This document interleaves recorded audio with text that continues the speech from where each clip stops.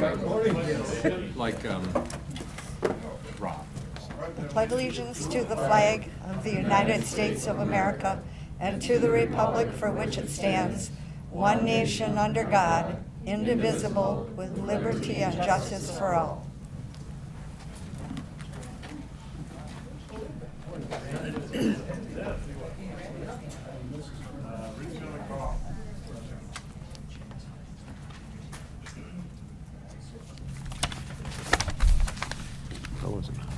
Dear Supervisor, please be advised that the Trempeale County Board of Supervisors will meet at 10 a.m. on November 9th, 2021 in the County Boardroom with continuance to November 10th, 2021 if necessary. All County Board members' claims are due in the County Clerk's office by noon on October 29th, 2021 so they can be prepared for Audit Committee approval. Sincerely, Paul Severson, County Clerk.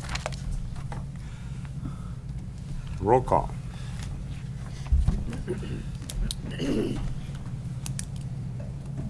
Douglas Winters. Present. Sally Miller. Yes. Richard Seisha. Yes. Joe Feltus. George Brandt. Here. Beth Killian. Here, Randy Tollefson. Put your mic on. Here. Michelle Haynes. she was here. Where did she go? Upstairs. Okay, John Austin. Here. Chuck Wallach. Here. Here we go. Tim Zeglin. Present. Dan Schreiner. Here. Kellen Nelson. Yes. Jeannie Nutter. Yes. Kurt Skoyen. Here. Ron Johnson. Yes. Michelle Haynes. Yep. Okay, it looks like we got 16 and one missing. 15 and one missing. You are right, because we only are 16 at this point. Okay. Thank you. Certify that open meeting law requires it's been met with proper posting and notification. We have a 13-item agenda. We're looking for a motion to approve. Motion by Mr. Nelson, second by Ms. Nutter. All those in favor signify by saying aye. Aye. Aye. Now we Okay. gotta wait a little. Approval of the minutes. moved. Second, by Motion Killian. by Skoyen, second by Ms. Killian. All those in favor signify, oh, There is was there any? one little thing to fix, just a spelling error. Okay, We're gonna fix it. what's the problem? We spell what? In Parks Tourism Committee, next to the last line where the land is located. What do you got? I can't pronounce it. Locked? Well, No big deal. okay. Motion made and seconded to approve the amended minutes. All those in favor signify by saying aye. Aye. Aye. Carried. Appearances. Appointment for District 1 Supervisor. We've had a few interviews and I selected Bridget Turner from Trempealeau. Would you like to say a few words and introduce yourself? I sure can. That's it. There. I don't know how close I am. Hopefully everybody can hear me. My name is Bridget Turner. I am honored and grateful that John has chosen to appoint me to the board. I'll give you just a brief history. For 26 years, I have worked full-time as a respiratory therapist, primarily in the inner city of Milwaukee. Moved up here 7 years ago. My experience with board is I worked for the WSRC, which is the Wisconsin Society for Respiratory Care, for 5 years on the board, 2 of those years which I served as their president. Couple years after I moved to Trempealeau and was not working full-time, I wanted to continue to serve my community, and it was a community I didn't know very well. So I was actually appointed to that position by Kurt Wood and then ran for office, and the rest is kind of history. The last 4 years have been very enjoyable on the board, and I'm glad that I can continue to work with the Village of Trempealeau's board as well.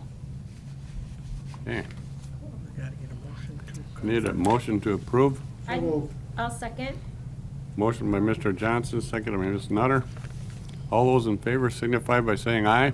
Aye. Aye. Opposed? Hearing none, it's approved. Well, now Oh, we gotta yes. do one more thing. All right, oath of office. Yeah, you can put that up. There. And then you gotta stand up and put your right hand up and read that to us. Oh, okay. Let's see. You can Just go like swear or this. affirm. Just go like this. This way is fine. Oh, Yeah. okay. I, Bridget Turner, swear that I will support the Constitution of the United States and the Constitution of the State of Wisconsin, and will faithfully and impartially discharge the duties of the office of County Board Supervisor, District 1, to the best of my ability. So help me God. There, now it's official. All right.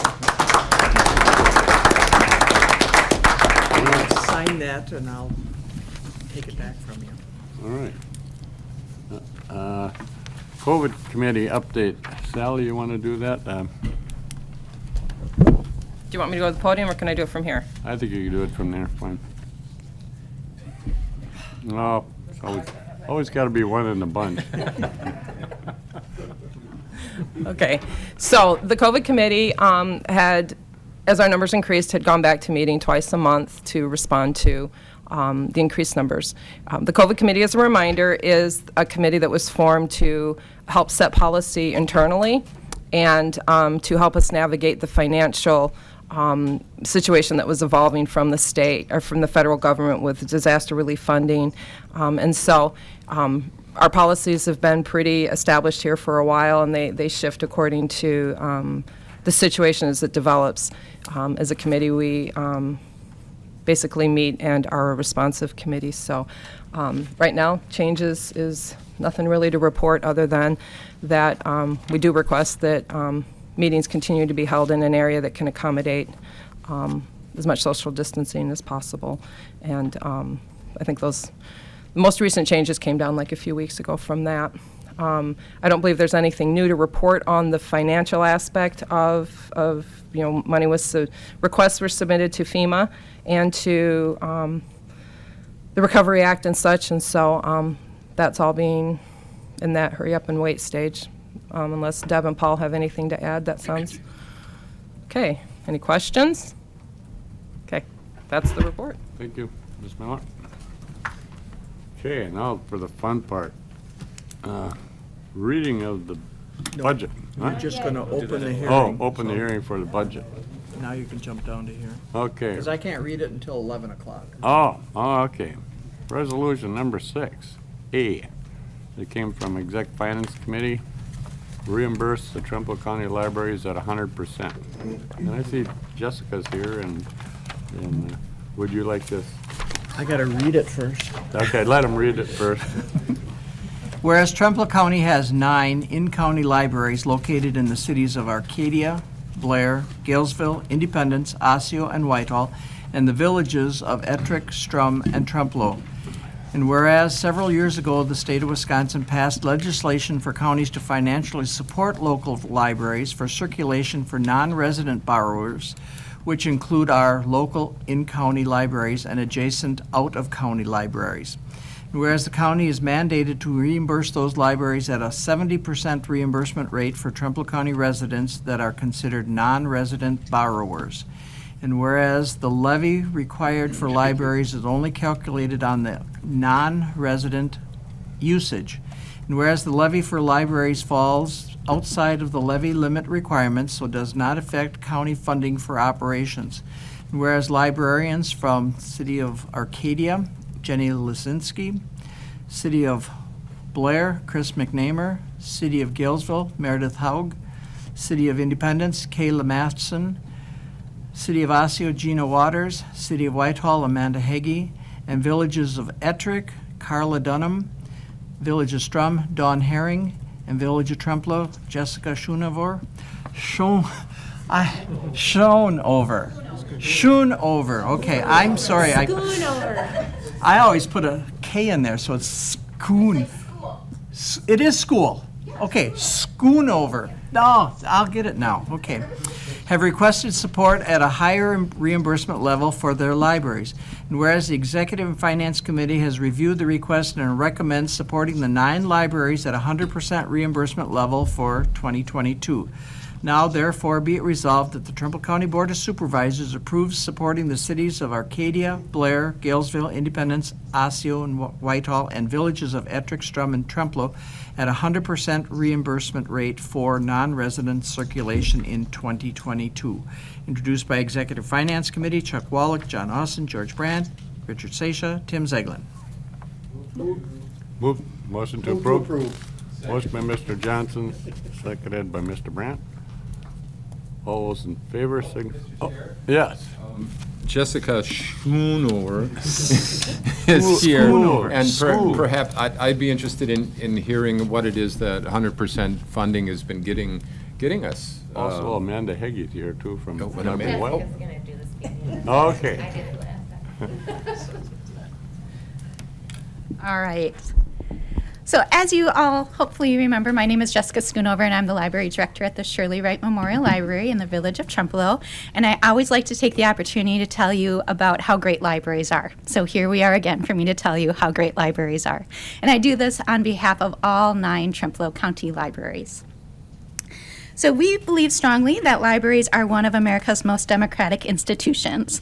Libraries ensure people have access to information and lifelong learning, regardless of age, education, ethnicity, gender, language, income, physical limitations, or geographic barriers. Libraries strengthen communities and help create a more literate and just society. We do that in many ways.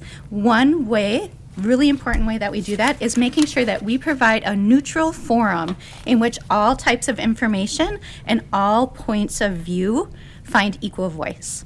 So that's what's happening every day in our libraries through our collections and our programming. I found a quote I wanted to share with you by Arthur Curley.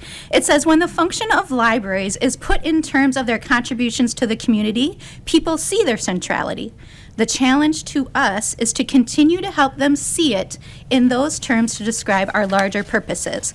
We must assert that libraries are central to the quality of life in our society, that libraries have a direct role in preserving democratic freedoms, free access to information, and the opportunity of every individual to improve his or her mind, employment prospects, and lifestyle are fundamental rights in our society." So the public libraries in Arcadia, Blair, Ettrick, Galesville, Independence, Osseo, Strum, Trempealeau, and Whitehall are serving your constituents every day. We provide opportunities to promote creativity. We provide opportunities to connect people, which is so important right now. We provide opportunities to celebrate ideas, and we provide opportunities to enrich lives. We truly are a special place where all are welcomed and served. And thanks in part to Trempealeau County's reimbursement funding, your community libraries have been able to provide sustained services throughout the pandemic. The dedicated directors of these libraries have kept their libraries open and thriving through creativity, invention, and a whole lot of hard work.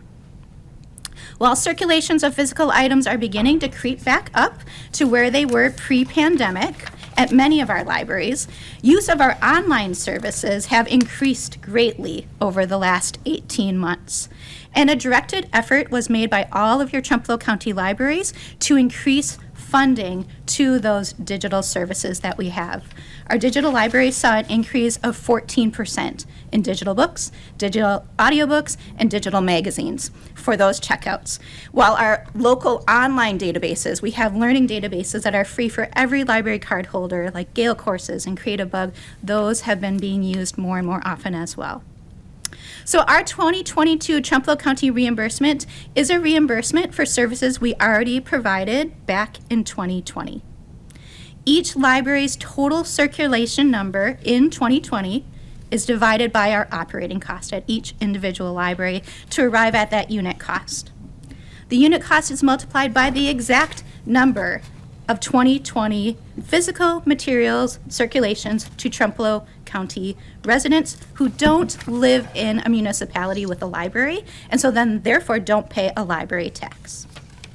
State statutes require counties to reimburse libraries at a minimum of 70% of their cost to serve residents of the county who don't pay a library tax.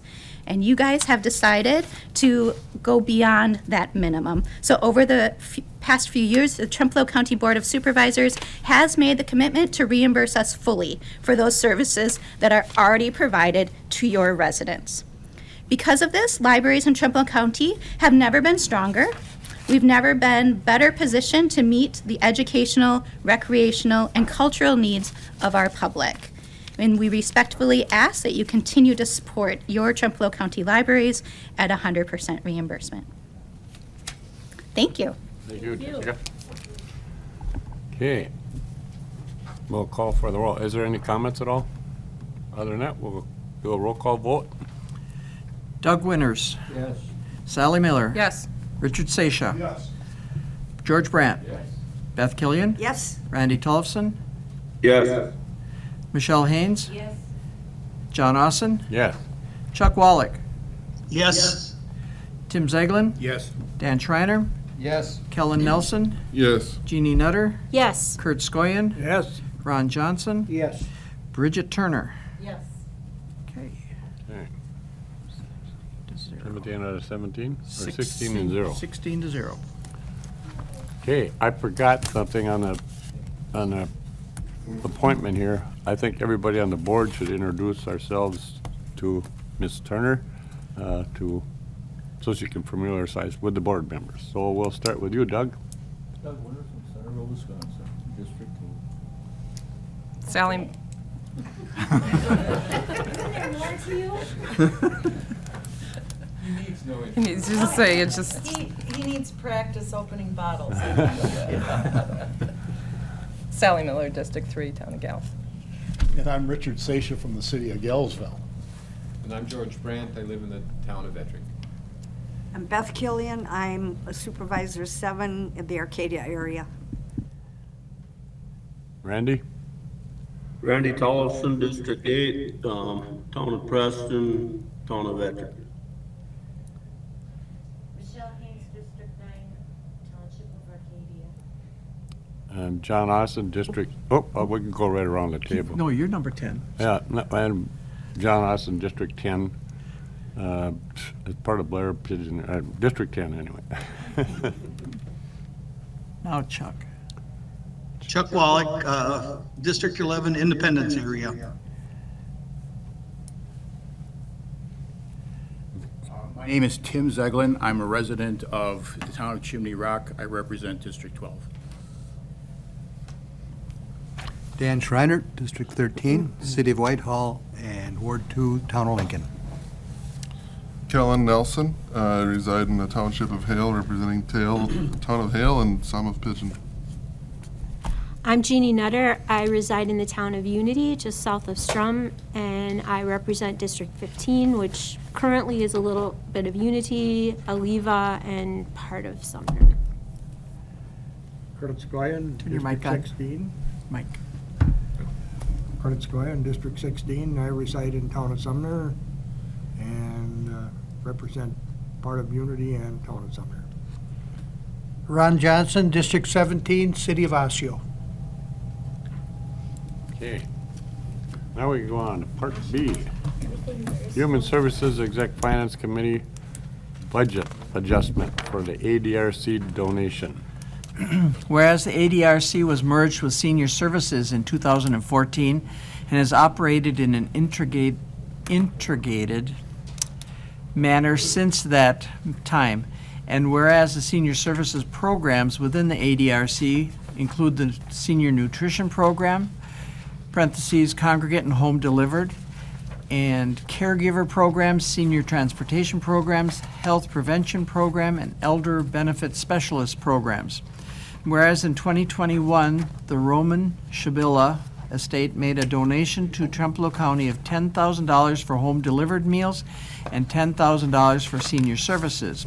And whereas there's not a need to use these funds in 2021 due to the reduced utilization as a result of COVID. And whereas these funds will be needed in future years due to reduced state and federal funds. Whereas a non-lapsing account is a way to set aside funds for future years where they can be assessed when needed. Now be it resolved that the Trempealeau County Board of Supervisors approves establishing a non-lapsing account in Fund 203 designating $10,000 of the donation for home-delivered meals and the other $10,000 for senior services. Introduced by Human Services Committee, Kurt Skoyan, Dora-Jean Blaha, Diane Schrader, and the Exec Finance Committee, Chuck Wallach, George Brandt, Tim Zeglin, Richard Seisha, John Austin. Motion by Ms. Nutter, second by Mr. Squant. Do we need a roll call vote on this too? Yeah, because you're setting up. Okay, roll call vote. Kellen Nelson. Yes. Jeannie Nutter. Yes. Kurt Skoyan. Yes. Ron Johnson. Yes. Bridget Turner. Yes. Douglas Winters. Yes. Sally Miller. Yes. Richard Seisha. Yes. George Brandt. Yes. Beth Killian. Yes. Randy Tollefson. Yes. Michelle Haynes. Yes. John Austin. Yes. Chuck Wallach. Yes. Tim Zeglin. Yes. Dan Schreiner. Yes. 16-0. Okay. Passed. Okay, Agriculture University Extension Finance Committee. Renaming TV Studio Community Television and Agriculture University Extension Committee. Now, I'll be reading it a little bit different than I think what got mailed out to you guys, okay? You did come down and give us a new copy, so. Did we? Derek did. Derek made new copies. Good deal. Then I'm reading the one that you have in front of you. Whereas Trempeale County has maintained a county-run television station known as TCC TV in the Community Television Office for many years, and whereas with the ever-evolving methods of communication, the Community Television Office is looking to rebrand its services by renaming the office to the Digital Media Department and renaming the TV studio to WTCO. Whereas the name Digital Media Department would encompass all forms of communication that can be utilized on behalf of the county, and whereas the county ordinance, Trempealeau County Ordinance 2.04(9)(c) identifies the Oversight Committee for what is currently known as the Community Television Office / TCC TV. Whereas the Oversight Committee named is being revised from Agriculture University Extension to Extension Education and Communication Committee to reflect the changes being proposed.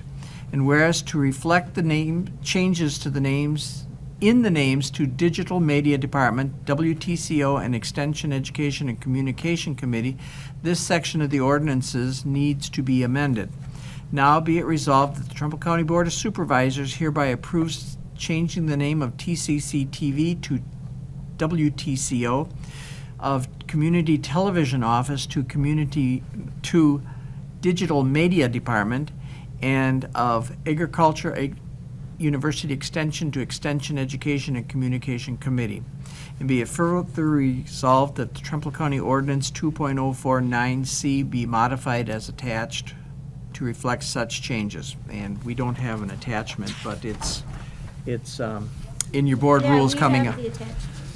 Oh, I never got one, so. Would you like to that's- see it? No, I don't need it. Okay. It's in the board rules. Okay. So introduced by Agriculture University Extension Committee, Kellen Nelson, Doug Winters, Richard Seisha, Dan Schreiner, and Executive Finance Committee, Richard Seisha, George Brandt, John Austin, Tim Zeglin. Motion by Mr. Brandt. Oh, seconded by Doc Seisha. All those in favor signify by saying aye. Aye. Aye. Opposed? Hearing none, it's approved. Exec Finance Committee, cancellation of outstanding county checks. Whereas the Trempeale County Executive Finance Committee is aware of old outstanding checks written by the county that have not been cashed by recipients. Whereas it appears to be a good accounting practice to list all checks by check number, payee, amount, and the date issued, and those checks so listed shall be canceled and the monies returned to the county's cash account. Now, be it resolved that any monies recoverable as a result of the cancellation of said checks shall be returned to the county cash account. It is further understood that any subsequent request for payment will be handled on an individual basis according to Wisconsin Statute 59.64 4E, introduced by Executive Finance Committee Chuck Wallach, Tim Zeglin, John Austin, Richard Seisha, George Brandt. Looking for a motion for approval. I'll second. Motion by Mr. Brandt, second by Ms. Nutter. Okay. Any discussion? Do we publicize in the paper, so, or is this listed so? Where's peop- Lori? She said if we needed her, she could come down. I know People there's, have been contacted to try and get these checks cashed, so I think they all know. I think they'll be actually getting new checks if they, Well, if they come forward. Yeah. We don't, if they don't. okay. Checks. You don't need a roll call vote on this? Yeah, because it's money. Okay. It's taking the Roll money call back. vote. Michelle Haynes. Yes, except I'll take my 2262. You'll have to talk to Lori, because now it is. John Austin, Yes. Chuck Wallach, Yes. Tim Zeglin, Yes. Dan Schreiner, Yes. Kellen Nelson, Yes. Jeannie Nutter, Yes. Kurt Skoyen, Yes. Ron Johnson, Yes. Bridget Turner, Yes. Douglas Winters, Yes. Sally Miller, Yes. Richard Seisha. Yes. George Brandt, Beth Killian. Yes. Randy Tollefson. Yes. 16-0. Okay. It's now canceled, so now you gotta go to Lori to get it. Yeah. Item 2, revisions on the county board rules. Whereas pursuant to Trempealeau County Ordinance 2.049A, the county board rules may be adopted in odd-numbered years, and whereas certain revisions to the county board rules are being proposed to allow the board to conduct county business in the most efficient way possible. Now be it resolved that the Trumbull County Board of Supervisors hereby adopts the attached proposed revisions to the county board rules to become effective as of April 19th, 2022, and such changes are to be incorporated into Trumbull County Ordinance 2.02, 2.03, and 2.04 as appropriate. Introduced by Executive Finance Committee Chuck Wallach, Richard Seisha, George Brandt, John Austin, Tim Zeglin. Is there a motion to approve? Move to approve. Motion by Mr. Seisha. Looking for a second. Second. Second by Mr. Brandt. Any discussion? Ms. Killian? I have several questions. Okay. If you look at page 2, when we're looking at rule number 1 with meetings, since I am the chair of 2 different committees, number 4, the board members are required to attend board committee meetings in person. Remote virtual attendance may be approved in extenuating circumstances with the permission of the chair of the board committee. I'm questioning, how do I know what an extenuating circumstance is? For myself included, as I'm not always in Trempealeau County for a meeting. Is that an extenuating circumstance? I'll let legal counsel answer. I would say that it's going to be on a case-by-case basis. If someone requests it, or even if you were to think it is appropriate, it's a case-by-case basis. I would be freely liberal with it, is just my recommendation. There's no hard and fast rule on it. It's just if someone says, hey, I need to appear because... I'm in Arizona. Correct. I mean, then you can say yes. It's up to you. It really is up to you whether you want to approve it or not. So, Okay. but I would say that there's no hard and fast rule. You can be liberal with it. Okay, thank you. Yep. I don't want to break any rules. Then if we go to page number 6, under the committee general duties and responsibilities, which is number 8, item number 10, It says, conduct department head performance reviews in accordance with county policy. This is something that I've been asking for in my tenure here, and I don't think that it has been done. Is that something we want still in there?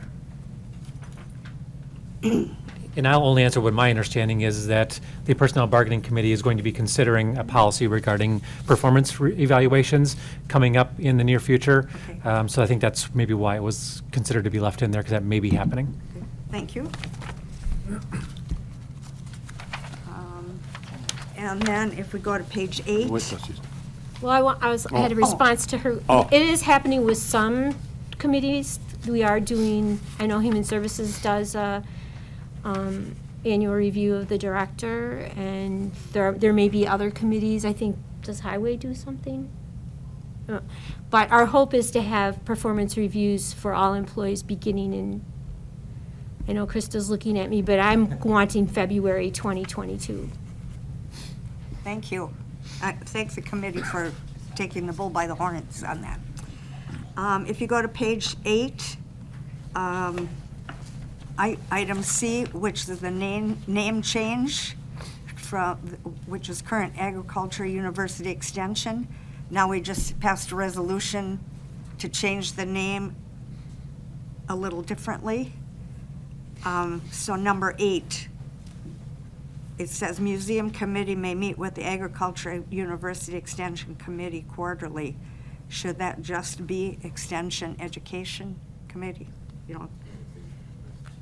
And then on that same page, I was confused, which is kind of normal sometimes. Item D for the highway. This is for the committee and the board members. So number 7, does the highway committee enter private lands with their employees to remove weeds and brush and erect or remove fences that are necessary to keep highways open for travel during the winter? Is that the committee responsibility? Or do they do that? I'm going to assume that the committee itself doesn't. They can certainly direct the commissioner to do it, or the commissioner can do it on his own. It is a statutory responsibility, power, duty that is out there. But yeah, you're right. It's not specifically the committee itself that would do it. It would be the commissioner at the commissioner's direction.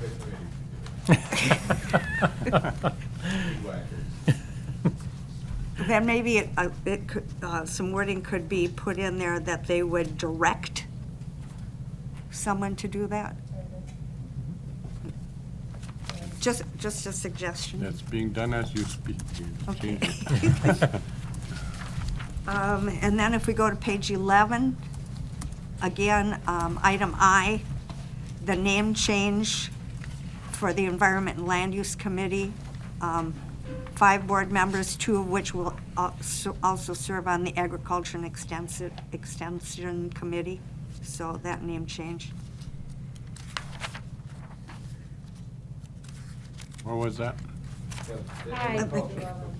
Environment and Land Use Committee. Yep, there we go. Item I, the name change for Agriculture and Extension Committee, since we just changed that. Or maybe that's what we did change it to. Oh, yeah. Good catches.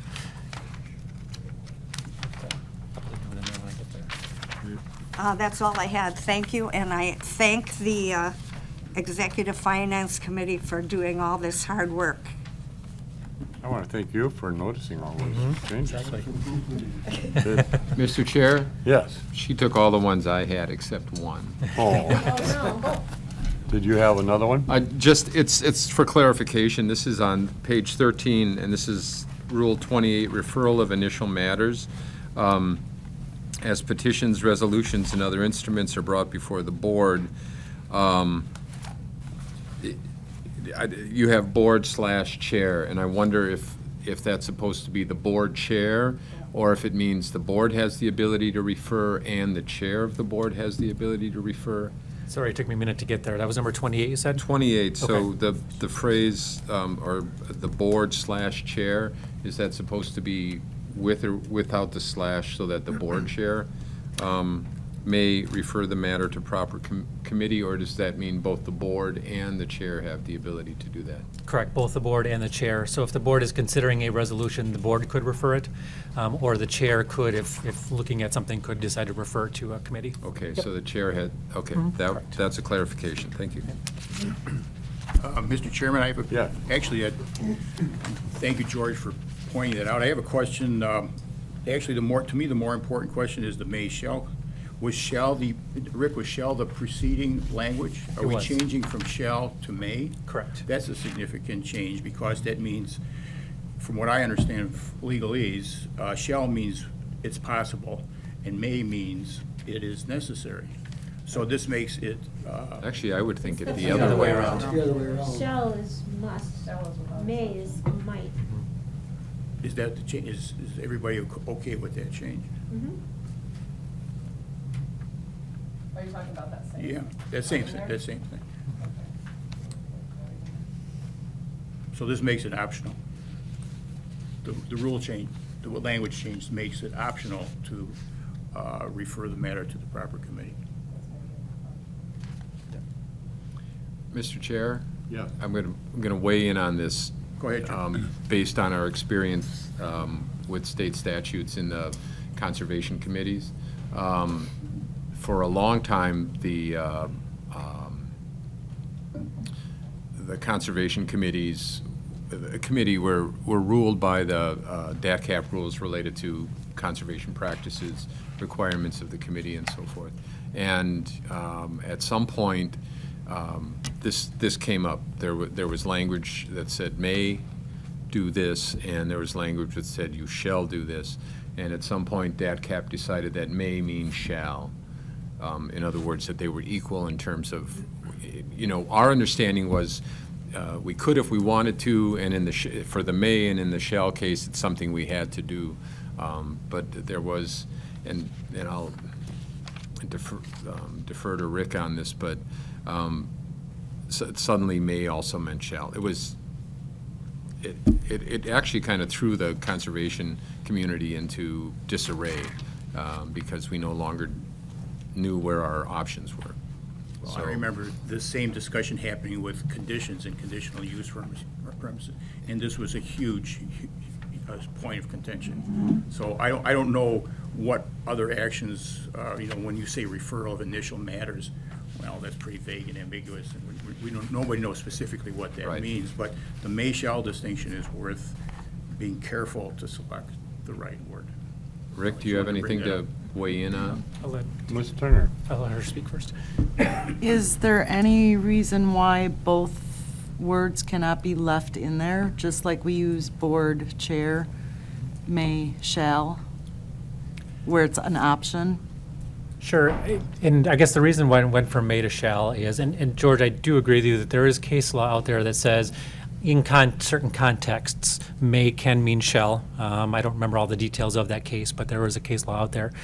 The may and the shall distinction kind of went along with some of the words that were crossed out as well. Because as you see, the which have not been considered by the committee has been crossed out. And so that was a shall be referred to. The proposed change was taking that portion of it out and saying that the board or the chair may refer in a matter that's never been in front of a committee before. But if the board chooses or thinks it's something that's important that needs to be addressed right away, then they don't have to send it back to the committee and they can still act on it. So it just gave the board an option to proceed on something if they chose to or not. An example would be is if the county board chair sometimes will bring a resolution forward. I'm not saying that has to go to a committee. One could argue that under that scenario, it hasn't gone to a committee yet, and so therefore it shall be referred to a committee for consideration. I don't know that it has to be done in that situation, so this I just thought would be a way to give you that option to do so or not do so, depending on what the board's decision or desire was. So that was just an example of a thought process behind it. Does that make sense to everybody? Mr. Chair? Yes.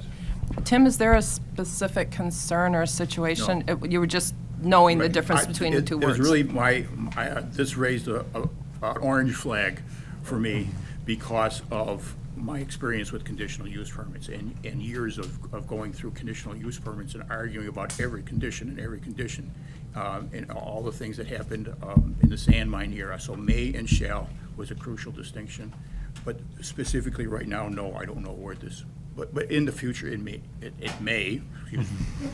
excuse me, it may be a problem. So I just would like us to step carefully before making a decision here.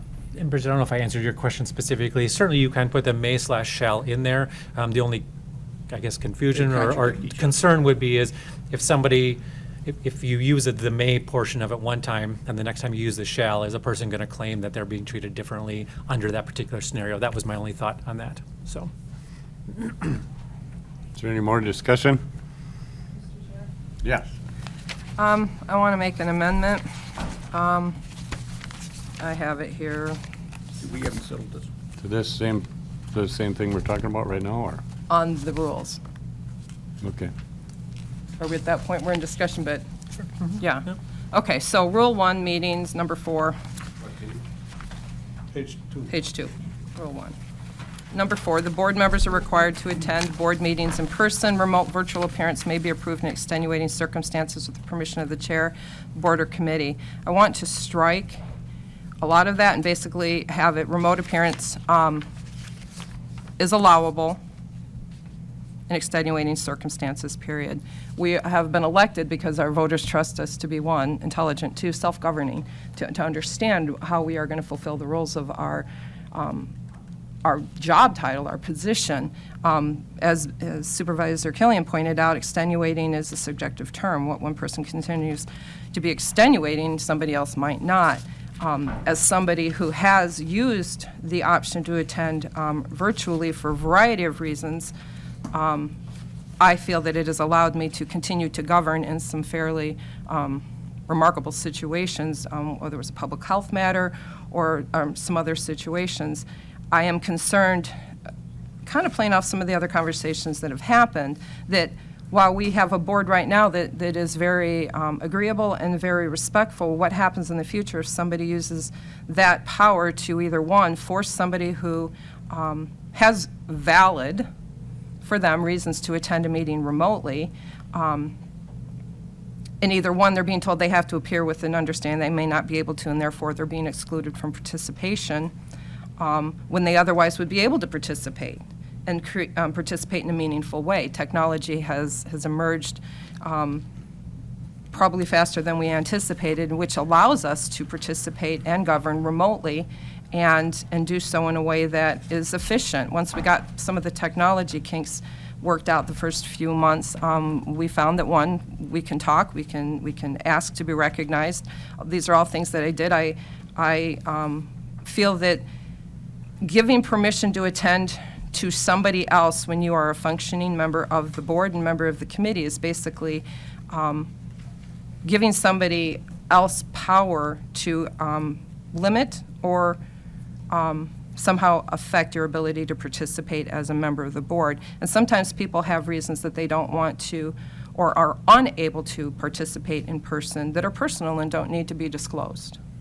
And so I feel like maybe we can massage this language a little bit to simply say, that the virtual remote attendance is allowable at the discretion of the board, of the participating member. I mean, certainly we don't want to see somebody who is never going to come into person, but as somebody who was not comfortable coming into a crowded room for months last year, I think I was able to participate just fine, and it would have been very awkward and uncomfortable if I had been forced to come in and somebody had questioned my reasons. And others have had different reasons for not being able to participate in person and yet have been able to participate virtually, and we did that even before we had the technology available to us so readily. So I would like to remove language that gives that approving authority to a chair and not to the individual themselves. Okay, do you have the exact wording I would read? Remote and virtual attendance is allowable in extenuating circumstances at the discretion of the board member.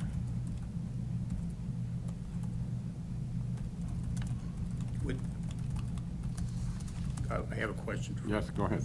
Sally, but can you go back to the rule? So you're adding something, but what are you striking out? Can you go back and read your language and insert it? I mean, it's only 2 sentences. Can you insert it in the right place so I can make complete sense of it? Okay. So just give me a second here to do my own little strike in every, Do we need a second on, because she's I think I still making need to finish my amendment? wording. I want to wait until she actually got to what it's going to Right. be.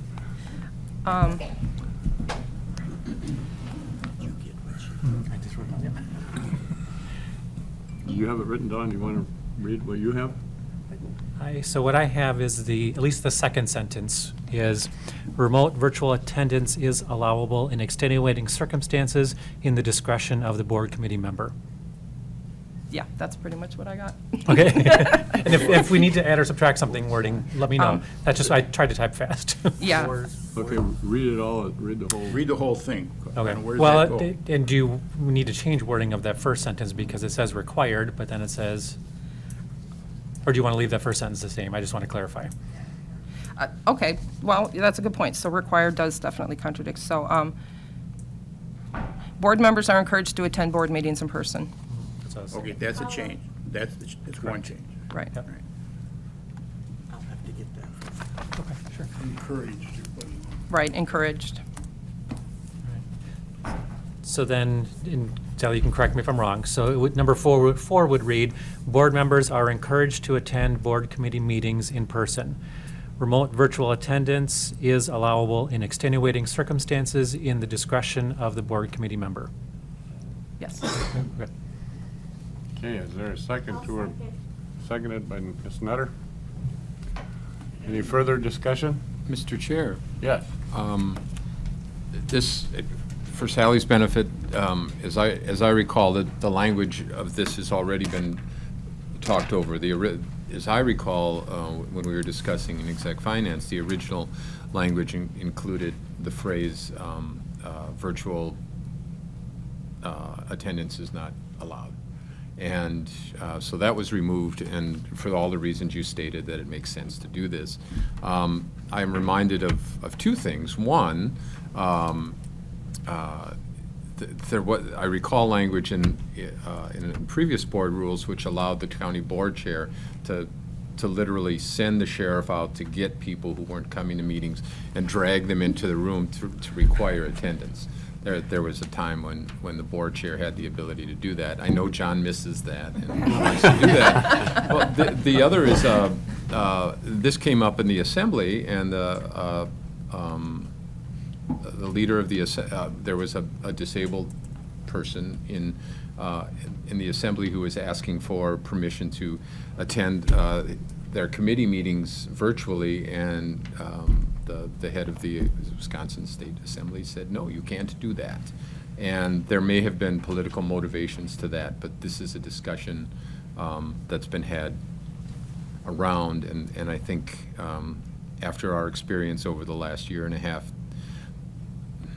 you know, we're not to holograms yet, you know, and we're not to little laptops that move and look at each other on our laptops, but it makes sense to do this, and effectively too, especially with our new digital media system department and all the great monitors and things that we have here. We can see Chuck teaching even as he's attending a meeting, for instance. So, hi Chuck. So I'm talking history here, and I'm supporting your suggestion. Your original point, which is, I think, salient, especially to the phrase required to encourage, is that we're elected with by people who assume that we're going to be coming to the meeting, and we accept the results of the election based on the assumption that we're going to be going to the meeting. So I support it. Okay, any other comments? Yes, Ms. Milk? I just wanted to share that in March, I think, March of 2020, prior to us knowing what we were dealing with COVID, I learned that I had been exposed to this flu that was happening over in China by somebody who had been on a cruise ship. I opted not to attend the county board meeting that night because of the proximity of the people in the room. I didn't have the ability to appear remotely, and so I did have to miss that meeting. And so it's not always just that we're doing it for them, but sometimes it's a good choice to do for other people's well-being as well.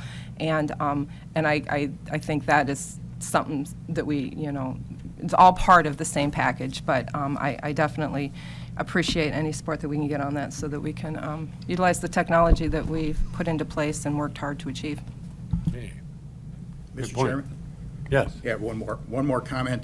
I was instrumental in changing this language at the committee level, and my concern was that the proliferation of media would allow board members to take advantage of and to absent themselves for superficial reasons. So I understand Supervisor Miller's concern about this has gone through quite a few. This went through quite a few changes in committee. I mean, this was a subject of a long discussion, and what resulted from the committee was not exactly what I had in mind when I started talking about it. But I do empathize with Supervisor Miller's concern that the language as printed, highlighted in blue, is somewhat equivocal and does put a great deal of, or vests a lot of authority in the chair. All right, I understand that. And I guess I'd like everybody to be aware of the opposite extreme in which some board member may be inclined to take advantage of this, just to sit home and vote by vote like this. So I think it's up to board members to find the best middle ground, and I don't guess, I know that really the ultimate arbiter is the voting public. So I'll be voting for this as the changes as we have worked them out. It's still the voters, it's still people who watch these shows and who are concerned about county government, and there are a handful of people who are very concerned about county government.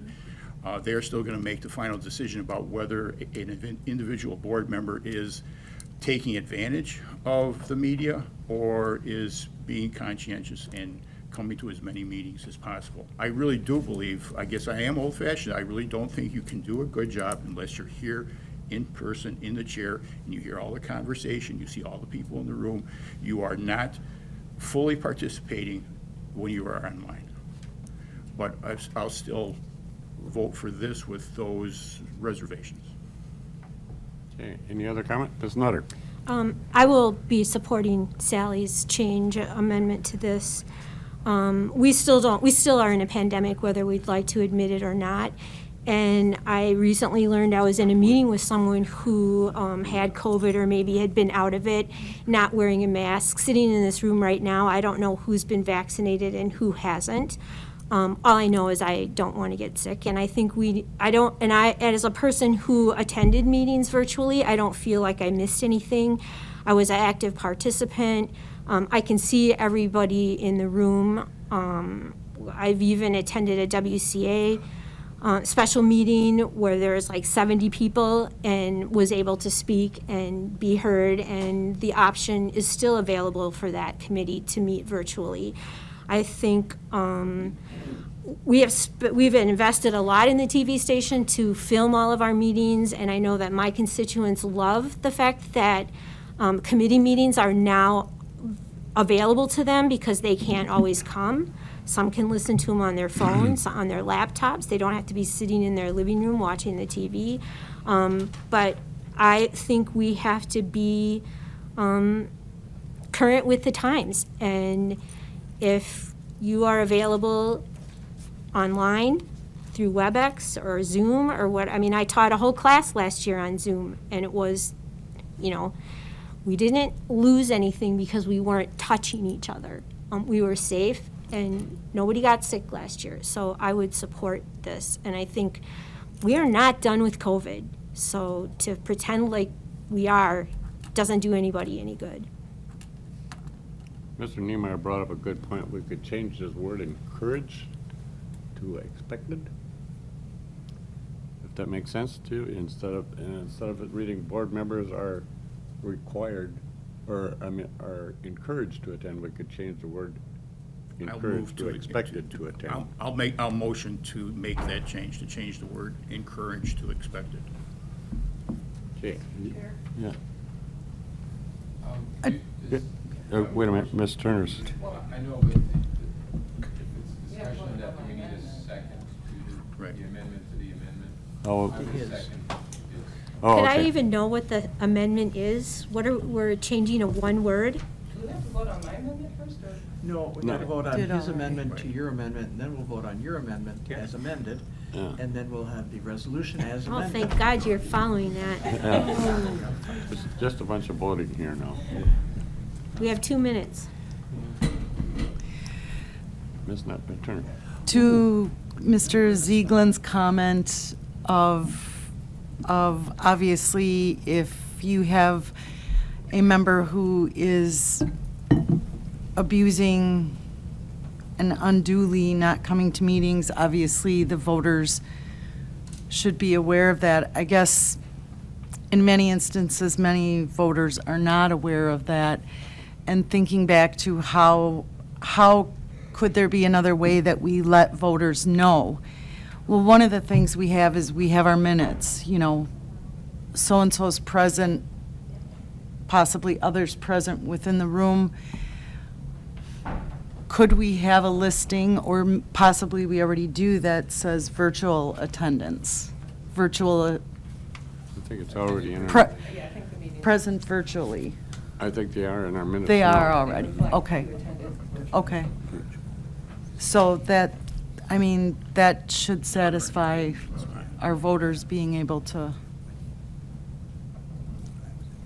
Okay, thank you. Well, if there's no more discussion, we'll vote on this second amendment, which is to change the word encouraged to expected. And we have a motion and a second. All those in favor signify by saying aye. Aye. Aye. Do I hear any opposing? None, okay. Now we can go back to Sally's as amended again. Sally's amendment, so to actually read the whole thing again, so we, So it would read, number 4 would read as follows. Board members are expected to attend board committee meetings in person. Remote virtual attendance is allowable in extenuating circumstances in the discretion of the board committee member. okay. I'll move to approve. Well, no, we've already We got already got the got that. motion approved. We just need to vote on it now. So all those in favor of the amended, or the amendment? Of the amendment, signify by saying aye. Aye. Opposed? None? It's carried.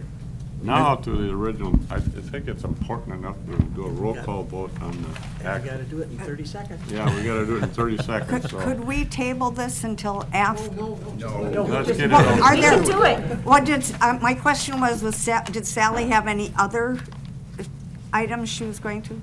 Okay, then I'm fine. Okay, let's go ahead with the roll call vote. It's important enough so we get the county board rules right, so. Jeannie Netter. Yes. Kurt Skoyan. Yes. Ron Johnson. Yes. Bridget Turner. Yes. Douglas Winters. Yes. Sally Miller. Yes. Richard Seixas. Yes. George Brandt. Yes. Deb Killian. Yes. Randy Tollefson. Yes. Michelle Haynes. Yes. John Austin. Yes. Chuck Wallach. Yes. Tim Zeglin. Yes. Dan Schreiner. Yes. Kellen Nelson. Yes. 16-0. That's approved. Okay. All right, now we got the reading of the, this is the interesting part of the whole show here. It's the budget hearing, first reading of the budget. And Paul will go through it line by line. Mr. Chairman?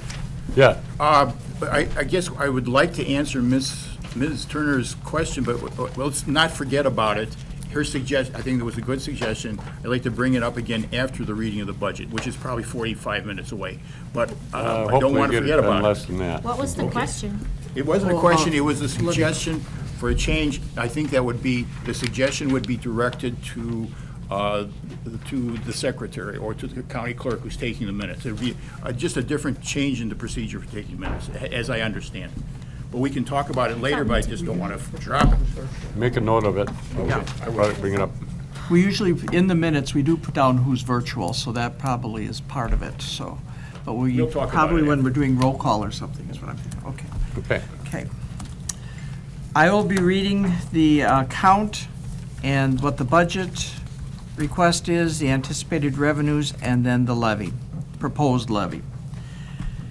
Okay. County Board, budget $104,974.67. Revenues, 0. Levy, $104,974.67. The 800 number consultant, budget $400, revenues 0, levy $400. Circuit Court, budget $1,032,641.97, revenues $469,710, levy $562,931.97.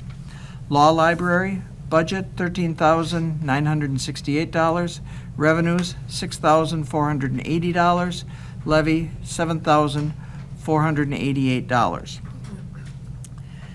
Coroner, budget $130,645.99, revenues $14,100, levy $116,545.99.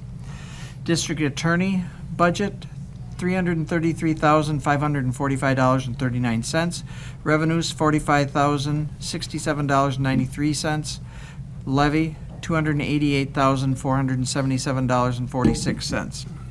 Corporation Counsel, budget $241,290.67, revenues $19,750, levy $221,540.67. Special Accounting, budget $79,000, revenue 0, levy $79,000. Indirect Cost Study, budget $4,625, revenues 0, levy $4,625. County Clerk, budget $318,123.35, revenues $3,300, levy $314,823.35.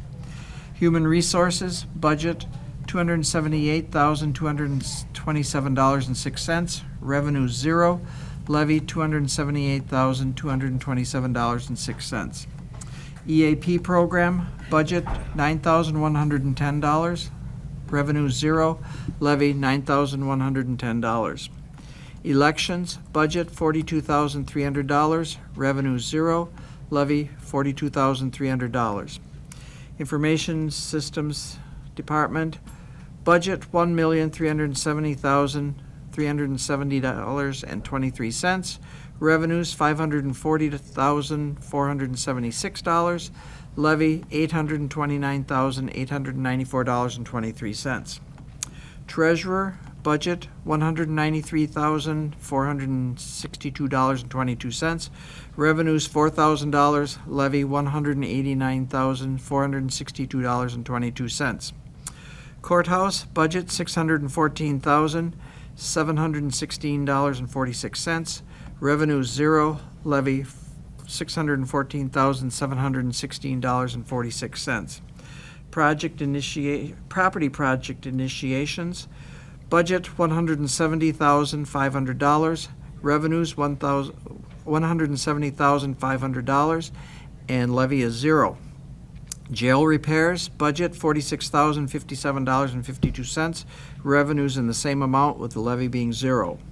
Security screening, budget $196,732.21, revenue 0, levy $196,738.21.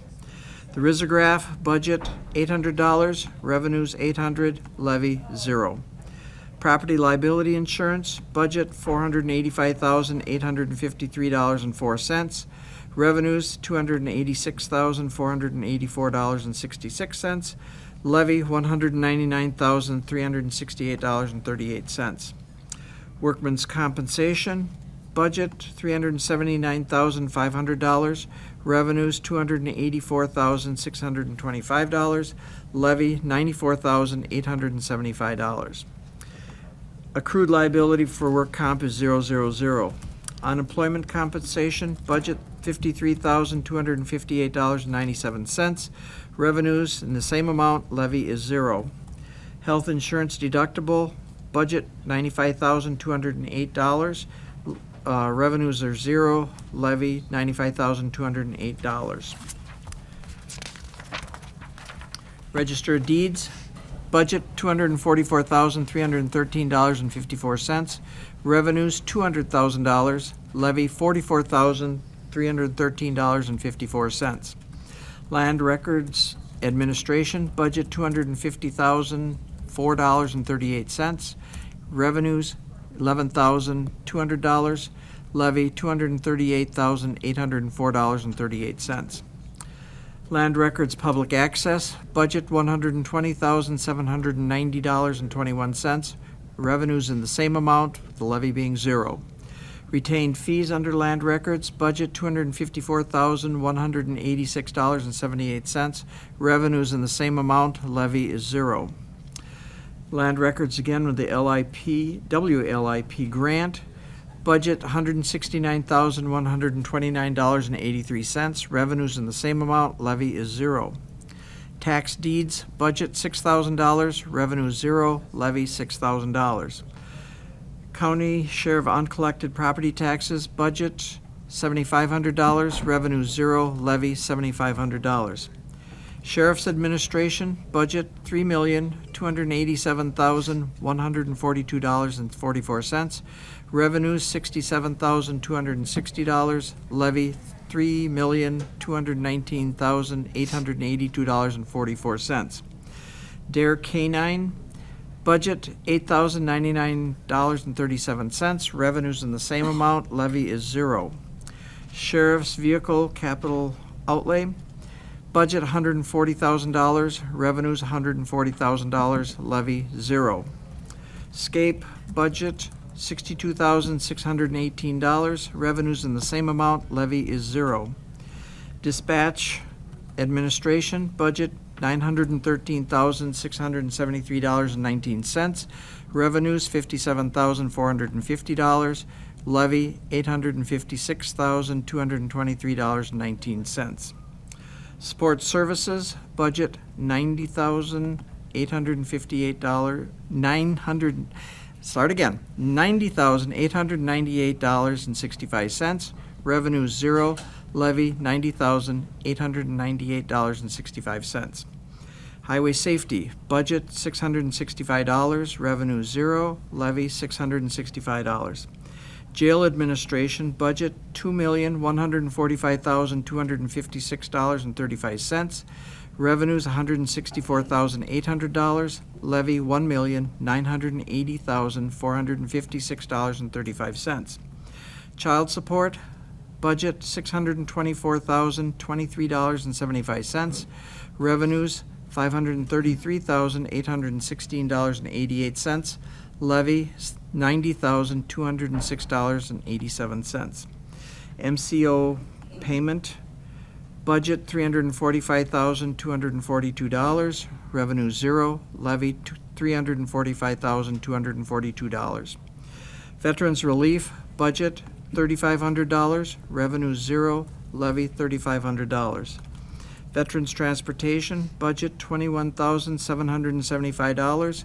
Revenues $8,500. Levy $13,275. Veterans Service Office, budget $153,066.79. Revenues $10,000. Levy $143,066.79. Care of Veterans Graves, budget $5,500, revenue zero, levy $5,500. Library, budget $514,839.96, revenue zero, levy $514,839.96. Parks and Parks Commission, budget $92,676.56. Revenues $15,100. Levy $77,576.56. Peter Park Improvement is 000. Peter Park Shelter is 000. Economic Development, budget $88,813.37, revenues $100, levy $88,713.37. Wisconsin Travel Grant is 000. Snowmobile Trails, budget $242,830, revenues $242,830, levy is 0. County Fair, budget $24,000, revenue 0, levy $24,000. TV Studio, budget $244,151.65, revenues $8,100, levy $236,051.65. TV Studio Voluntary Gifts, budget $10,000, revenues $10,000, levy 0. Summer Work Experience, budget 000.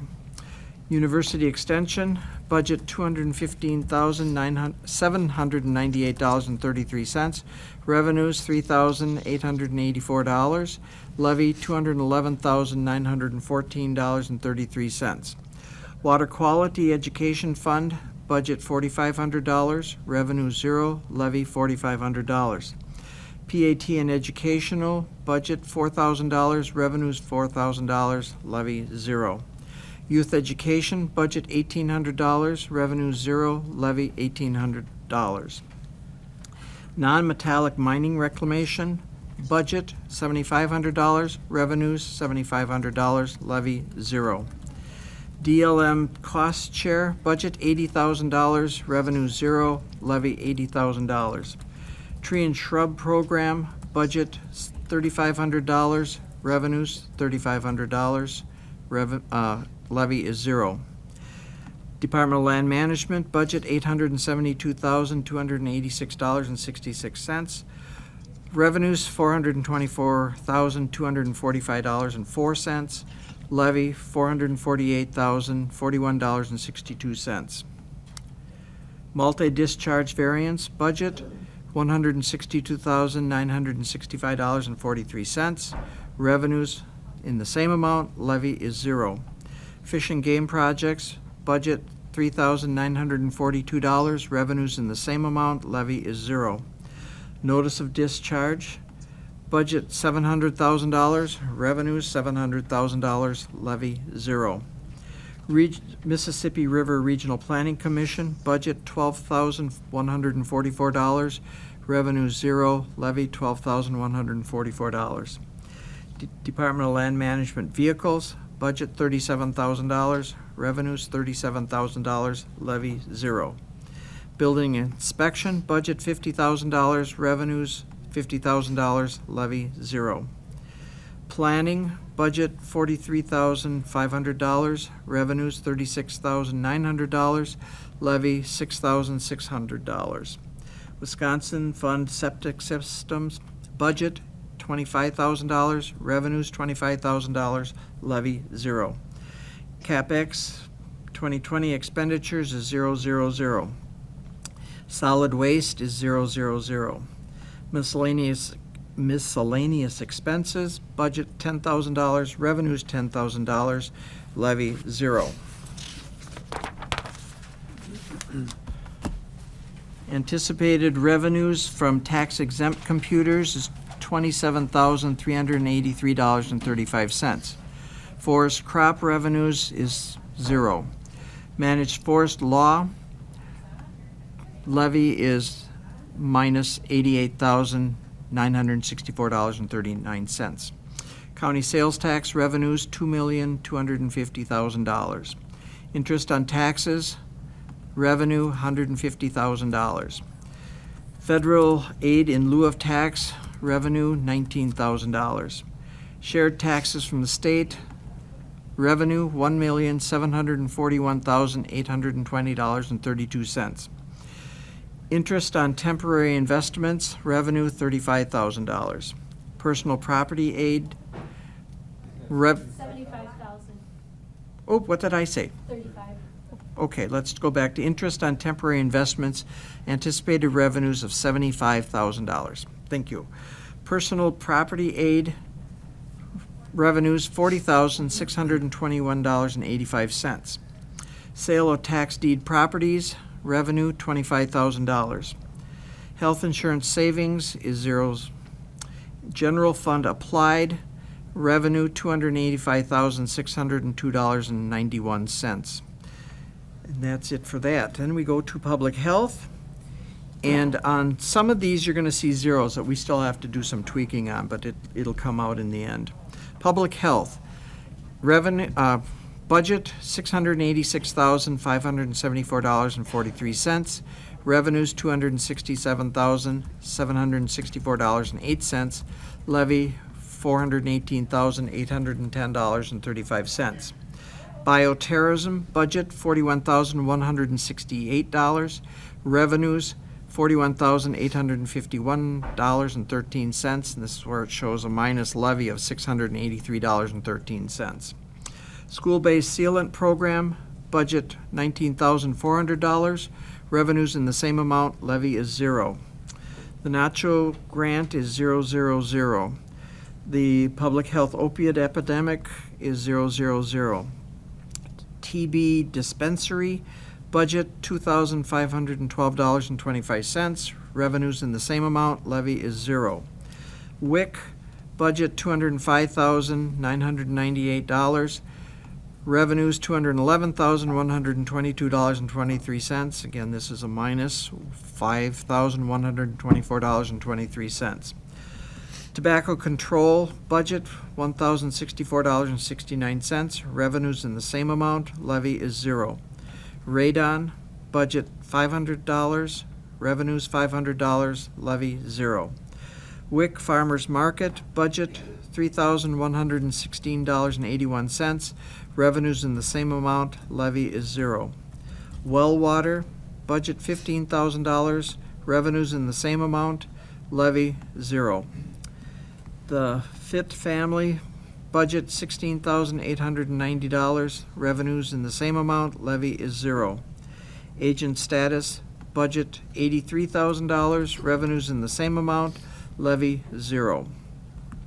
WIC breastfeeding, budget $10,000, revenues in the same amount, levy zero. Arsenic contamination private, budget $5,022.60, revenues in the same amount, levy zero. Prevention control disease, budget $3,800.01, revenues in the same amount, levy is zero. MCH grant, budget $19,500, revenues $19,801.43. This again shows a minus levy of $301.43. Prevention budget $5,324.28. Revenues in the same amount, levy is zero.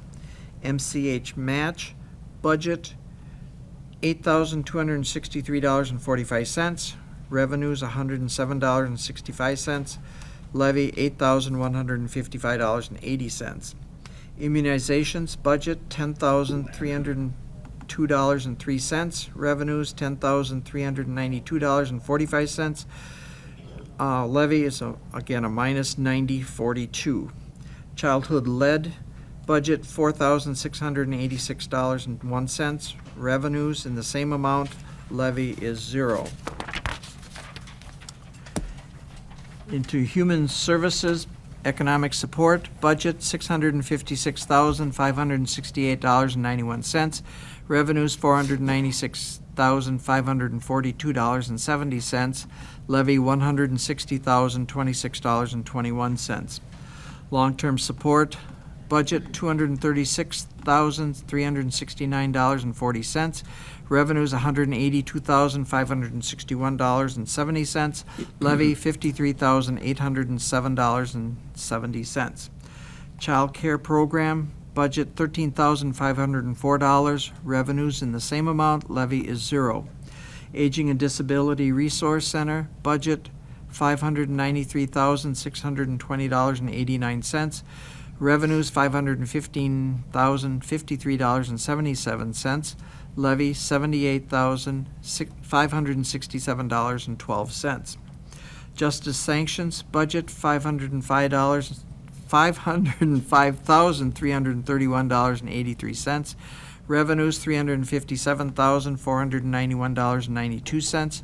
Levy, $147,839.91. Administration, budget $443,842.83. Revenues, $418,677.07. Levy, $25,165.76. Family and Children's Services budget, $1,921,498.37. Revenues, $814,740.07. Levy, $1,106,758.30. Behavioral Health budget, $3,336,381.93. Revenues, $2,973,835.50.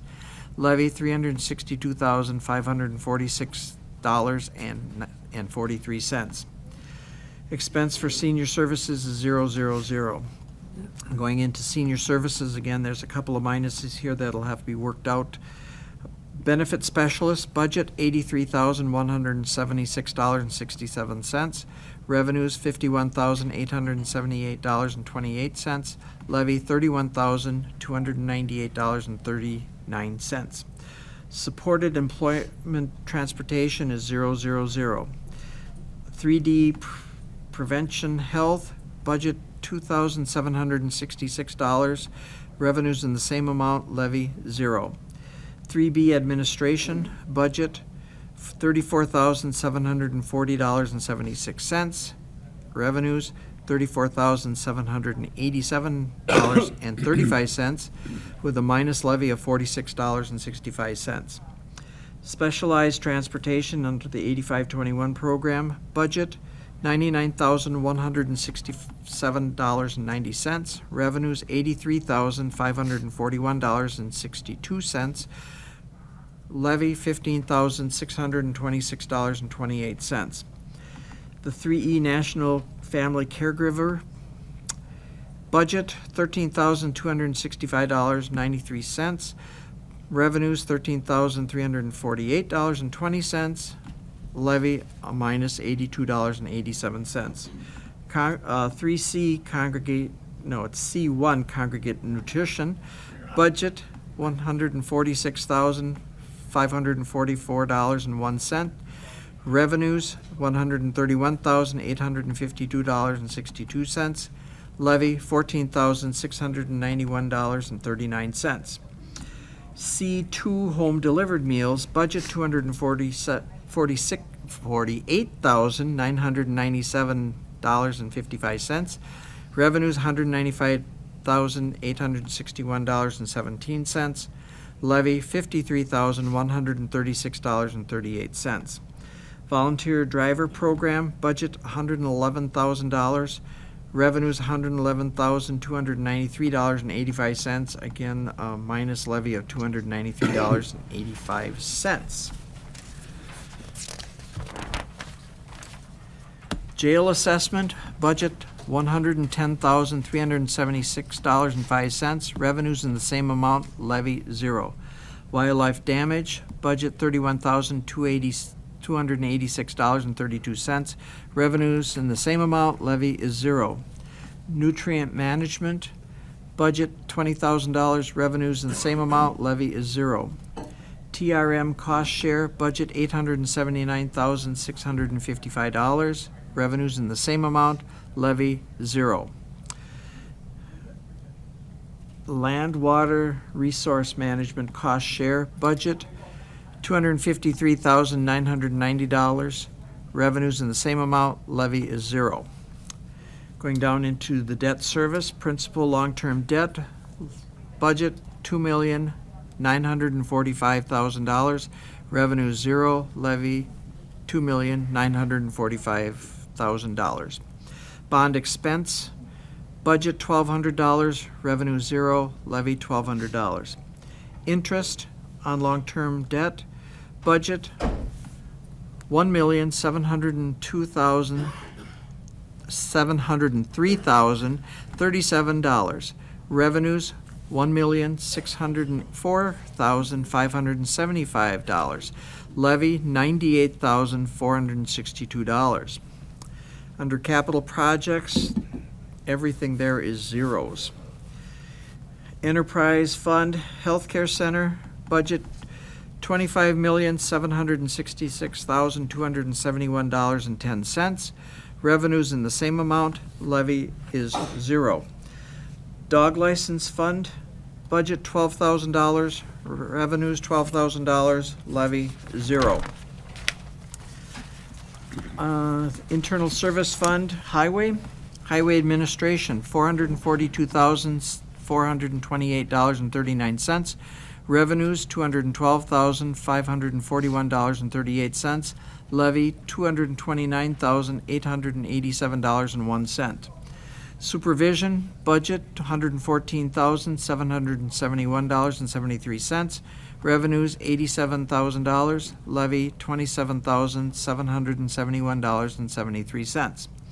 Radio expense, budget $20,000. Revenues, $2,300. Levy, $17,700.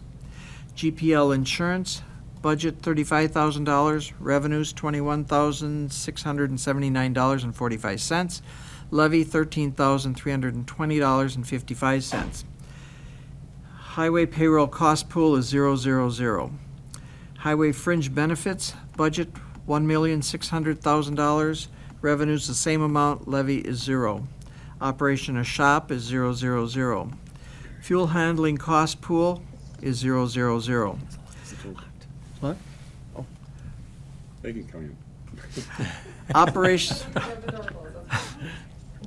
Operation of equipment, budget $1,600,774.39. Revenues in the same amount, levy is zero. Bituminous operations, budget $2.5 million, revenues $2.5 million, levy zero.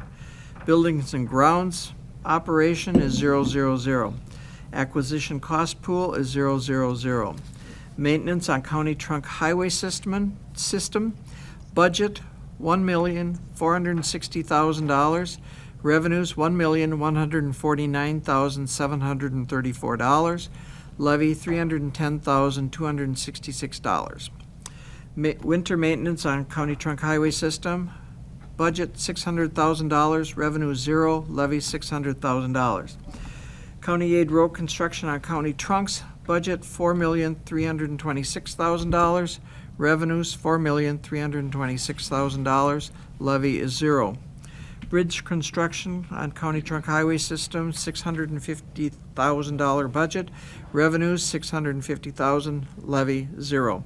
State highway maintenance, budget $2 million. Revenues the same amount. Levy zero. PBM projects is 000. Town, city, villages maintenance, budget $1 million. Revenues in the same amount. Levy zero. County aid road construction on local roads, budget $1 million. Revenues $600,000. Levy $400,000. County aid bridge local, budget $99,998.07. Revenue zero. Levy $99,998.07. Miscellaneous maintenance, budget $500,000. Revenues $500,000. Levy zero. Grand total, budget $78,231,798.23. Revenues $62,556,966.20. Levy $15,674. Let's start on that one again. $15,674,832.03. 30 minutes, a little less. It was a couple minutes after, because you guys were still talking.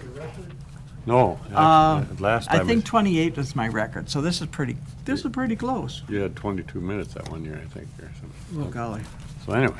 Must have been an easy budget. Okay, we've heard the budget. We go on to resolutions. Mr. Chairman, can we talk about Yes, I was going back to, this is under the revisions of the county board rules yet? You can. If from Ms. Turner, if I understood you correctly, would the suggestion was to have some notation in the minutes that would reflect whether the member was present virtually or present in person? Was that your idea? Correct. And Paul, I think Paul said that we're already doing that? Let me just check something fast here. If I'm going to look at your last minutes here.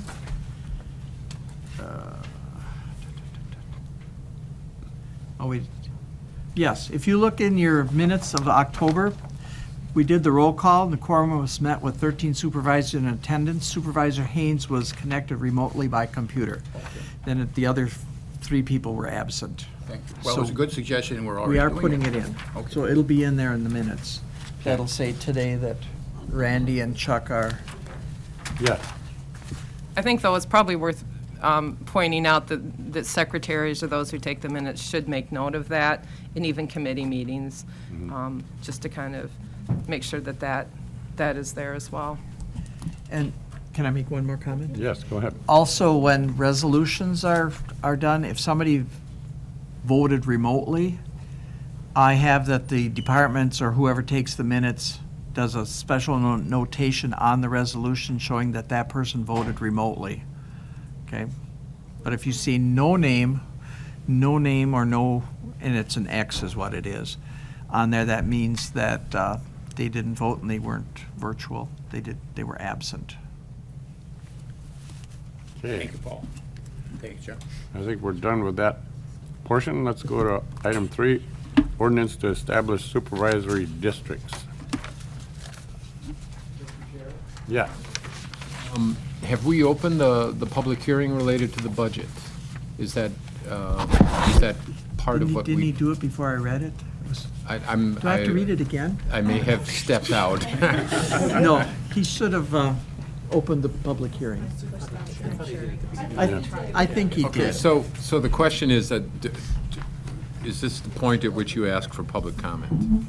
Yep, he opened it at 10:10. Okay. Yep, she had it in the minutes, so. So instead of going on with the agenda, are we asking for public comment now on the budget? We usually leave it open until we've done the rest of the agenda in case somebody from the public wants to come in, or. A lot of times they don't finish this budget until after lunch or whatever, and We the can way try and things are- finish it all before noon. I guess my question is the public invited at this point, or any Yeah. time until the end of, until you close it? Until he closes it. Okay. Yeah. And the way it's going, we could be, I don't think we have to stop for a lunch hour like we have in the We can past. I think we can just keep going, and so we'll get it all done. So to anybody who's watching or listeing, rush down to the courthouse now and say your Or piece. call Or in call. the number. Telephone number. Yeah, Yeah. it's, 538. the call-in number is 715-538-1770. 538-1770 if you want to call in on the budget. It's right here, yeah. And Paul's going to answer it. Yellow. Okay. Ordinance to establish supervisory districts. We had the hearing this morning with no opposition from the public at all. So, yes. Can we vote on this without some of the jurisdictions getting back to you about it, that they've approved it? We can talk about that after I've read it and it's on the floor, Okay. probably. I just was worried that we Okay. couldn't. Okay. Whereas Section 59.10 parentheses 3B Wisconsin statutes requires Wisconsin counties to establish the boundaries of county supervisory districts based on the population figures provided from the federal census. And whereas the redistricting committee of the county board has met on several occasions to develop a redistricting plan to provide for districts with nearly equal populations. Excuse me. And whereas the committee reached an agreement to remain with 17 districts that would be in accordance with statutory requirements, and whereas county municipalities have reviewed ward boundaries developed by the county's committee, now therefore be it resolved that the attached ordinance be adopted, which redistricts the county's 17 county board supervisory districts, introduced by Executive Finance Committee Chuck Wallach, Tim Zeglin, John Austin, Richard Seisha, George Brandt. Motion by Mr. Brandt, second by Ms. Nutter. And there's one spelling error on the ordinance that we'll have to, if you want to look at the ordinance real fast, it's an easy one. Very first sentence where it says the County Board of Supervisors, S instead of Y. Okay. There you go. Discussion.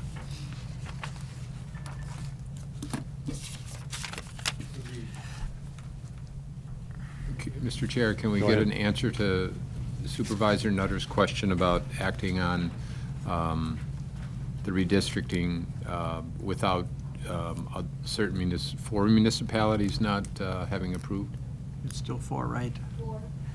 And they were, we did talk to all 4, and they are doing it at their next meeting, board meeting, whatever. And according to the state also, they said that they had the deadline of October 15th to act on the plans.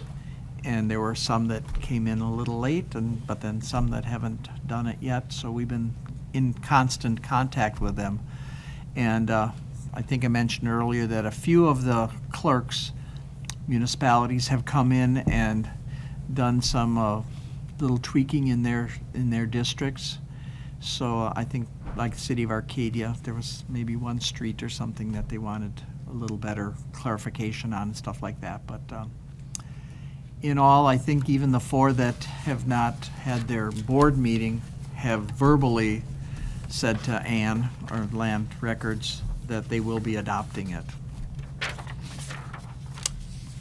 Okay, any other comments? Not, we'll call a roll call vote on this. Okay, Tim Zeglin, Yes. Dan Schreiner, Yes. Kellen Nelson, Yes. Jeannie Nutter, Yes. Kurt Skoyen, Yes. Ron Johnson. Yes. Bridget Turner. Yes. Douglas Winters. Yes. Sally Miller. Yes. Richard Seisha. Yes. George Brandt. Yes. Beth Killian. Yes. Randy Tollefson. Yes. Michelle Haynes. Yes. John Austin. Yeah. Chuck Wallach. Yes. 16-0. 15-0, passes. And I have to have this in the paper by Friday, so it'll be out in next week's Trumpeale County Times. And then in the next week or so, we will have packets made out for nomination papers, because you take out papers the 1st of December, and they're due back January 4th. Okay. Personnel Bargaining Committee, adoption and implementation of a new wage structure. Whereas on February 22nd, 2021, the County Board approved Carlson Detman Consulting, hereinafter consultant, to study and analyze the current compensation plan and to develop recommendations regarding future compensation plans for the county's employees. And whereas the Personnel Bargaining Committee, hereinafter committee, accepted the recommendations made by the consultant to replace the existing county employee compensation structures, accepting the employee compensation structure for the Wisconsin Professional Police Association, WPPA, and the compensation structure for the county elected officials, with a new employee compensation structure consisting of 19 grades with 16 steps in each grade, effective January 1, 2022. And whereas the committee recommends an implementation strategy of moving employees to the step that provides at least a 2% increase in pay. Whereas the committee recommends that the county conduct a formal appeals process for employees to request a review of their position grading established by the study. Now, therefore, be it resolved that the Trempeale County Board of Supervisors authorizes and directs the adoption and implementation of the recommendation made by consultant to replace the existing employee compensation structure, accepting the employee compensation structure for the Wisconsin Professional Police Association, WPPA, and the compensation structure for the county elected officials. with a new employee compensation structure consisting of 19 pay grades with 16 steps in each grade effective January 1, 2022. Be it further resolved that the compensation structure is attached hereto as attachment A for reference purposes only and is subject to further review and modification by the Personnel Bargaining Committee as provided below. 1. Part-time fill-in employees' wages will be developed and incorporated into the compensation plan. 2. A formal appeal process as set forth will be available for employees to request a review of their position grading. Now, be it further resolved, the implementation of this compensation structure will be accomplished by moving employees to the step that provides at least a 2% increase in pay. And now be it further resolved that any employee whose rate of pay as of December 31st, 2021 exceeds the maximum adopted rate for their position's grade shall have their wages frozen, parentheses, red circles, until such time as the pay structure through future amendments meets or exceeds their rate of pay as of December 31st, 2021. And now be it further resolved that the determinations regarding position grading after the appeal process are final, but position grading may be modified in the future for good and substantial reasons. Introduced by Personnel Bargaining Committee, Kellen Nelson, George Brandt, Jeannie Nutter, Ron Johnson. Move for approval. I'll second. Motion by Mr. Johnson, second by Mr. Nutter. Mr. Chair, Comments? our Human Resources Director, Krista Weisenberger, is here. There are a number of whereases and therefores that need to be potentially explained to the board. Also, Patrick, I think, is here as well, from Carlson Dittman for any questions and possibly more description. Krista, do you want to, I think specifically, and this is something the board will be interested in, I think, is the appeals process and how that's being planned and rolled out and so forth. I'd be interested in your motion at personnel bargaining was everybody get at least a 2% increase.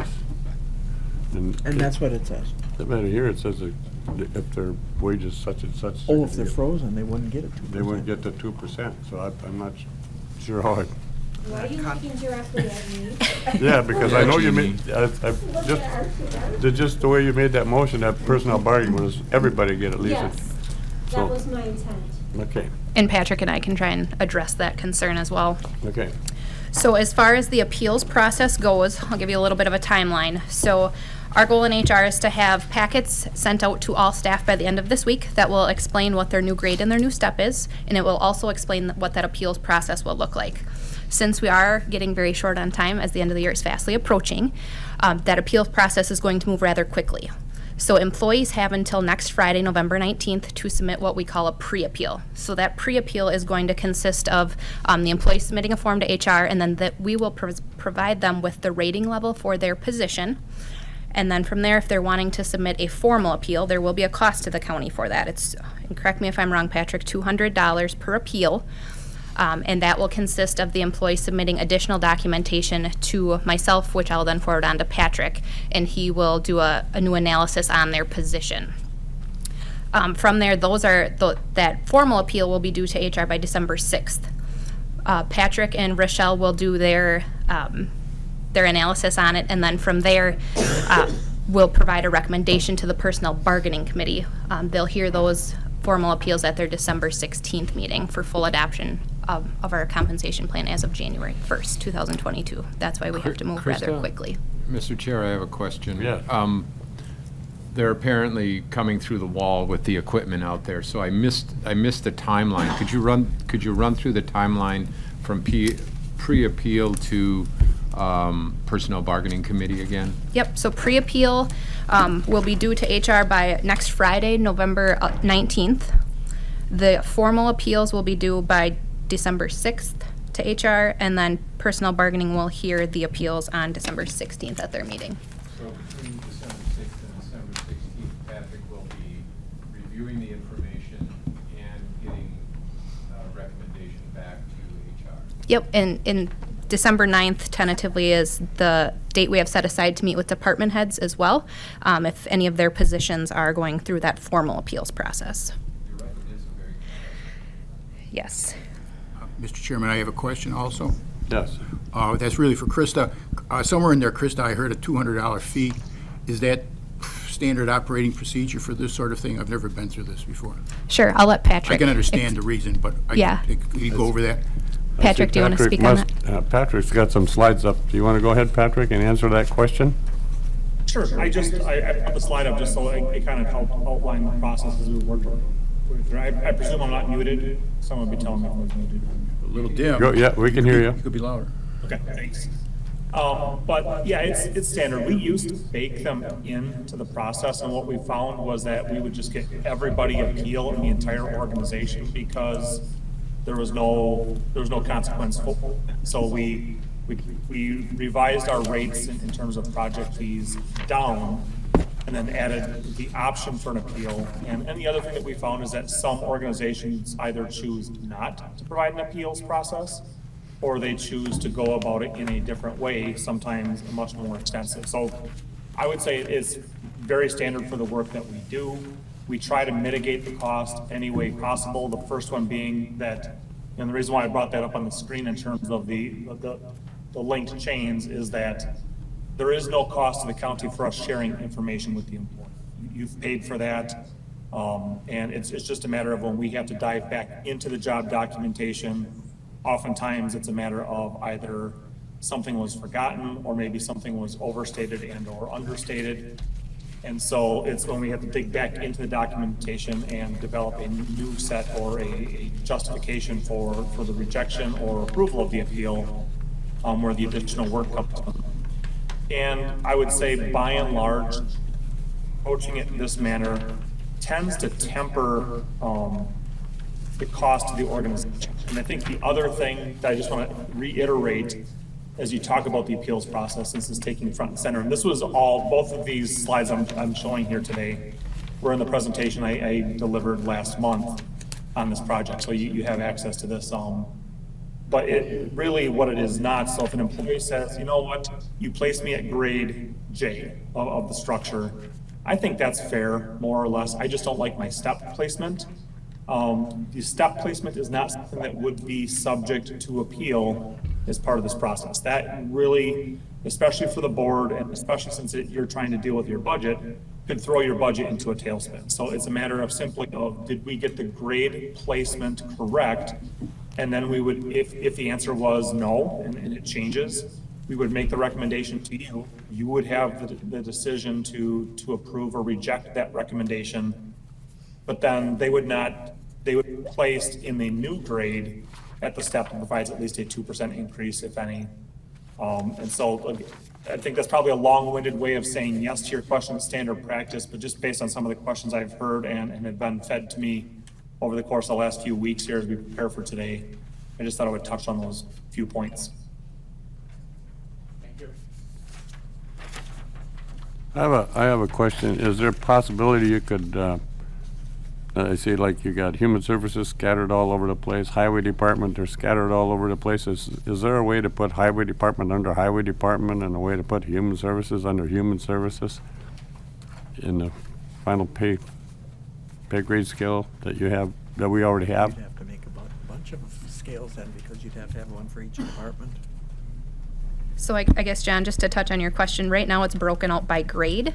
So, you know, for example, grade 10 consists of all of our lead social workers.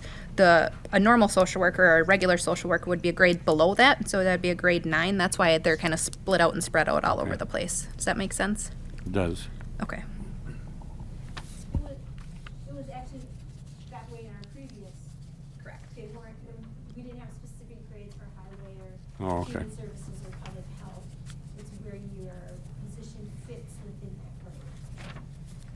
I was just looking at from another county, and it looked like they had done the study for them, and it looked more organized than this one does. I forget what county it was. I think it was Door County. But Different structure completely. yeah. It's the same process every organization we work with, so I don't. Okay. Any other comments? Yes, Ms. Killian. I spoke with Krista yesterday, and I just wanted to point out that this was started before the land records people were detached from the Department of Land Management. And if you look under your department, those 3 employees still have land records / management. So just a minor thing that should be taken off, but I did want to point that out. Okay. Yep, that will be updated as well as now the TV studio's new name change. That'll be reflected on the new wage study as well, or wage schedule. Mr. Chair? Yes, Mr. Brandt. You made a point as we began this that, or pointed out that all the employees would be placed in a step that reflects at least a 2% wage increase. So the red circled positions, are those people at a 2% increase, or are they frozen as to what they were? Right, so we only have very, very minimal staff that will be what we called red circled. Reason being why they are frozen at their current 2021 step is if we give them that 2%, it's going to take that much longer for the scale to catch up with them. Now, if we stop it now in 2021, if the board were to approve, let's say, a 2% increase next year for a cost of living adjustment, they would be able to get that if the scale has caught up to them finally. Does that make sense? And maybe Patrick can provide a little bit more detail on that too. The question is, will those people receive a 2% increase this year, or will that number of people, however many there are the only folks in this process whose wages are frozen at the 2021? Correct. Oh, that's the answer. Yep. And I don't know if Patrick has any more background on that or wants to provide feedback. No, I think that's fair. I think there might be some of those red circled employees who may choose to appeal, and quite honestly, if I were an employee who was red circled, I would at least want to avail myself of the pre-appeal phase just to verify. But that could change, but the answer is, for most organizations who adopt a structure, the answer that was provided that they would not receive the 2% increase holds true.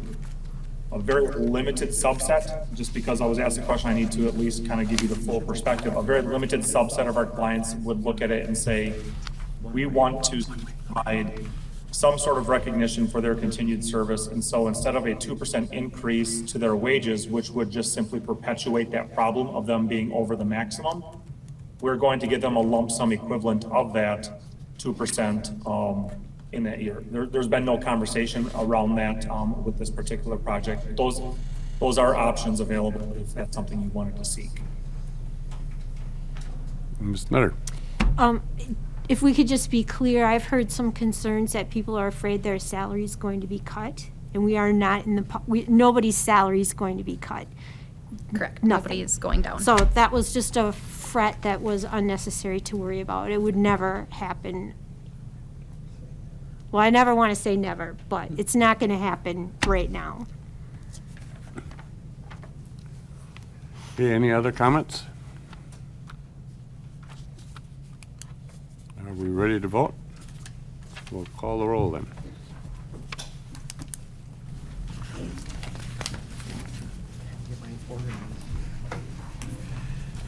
Beth Killian. Yes. Randy Tollefson. Yes. Michelle Haynes. Yes. John Austin. Yes. Chuck Wallach. Yes. Tim Zeglin. Yes. Dan Schreiner. Yes. Kellen Nelson. Yes. Jeannie Nutter. Yes. Kurt Skoyen. Yes. Ron Johnson. Yes. Bridget Turner. Yes. Douglas Winters. Yes.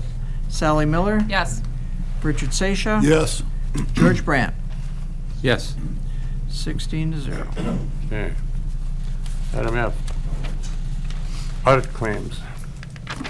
This is actually contingent on approval of the audit committee. That'll come in the motion. That'll come in the motions.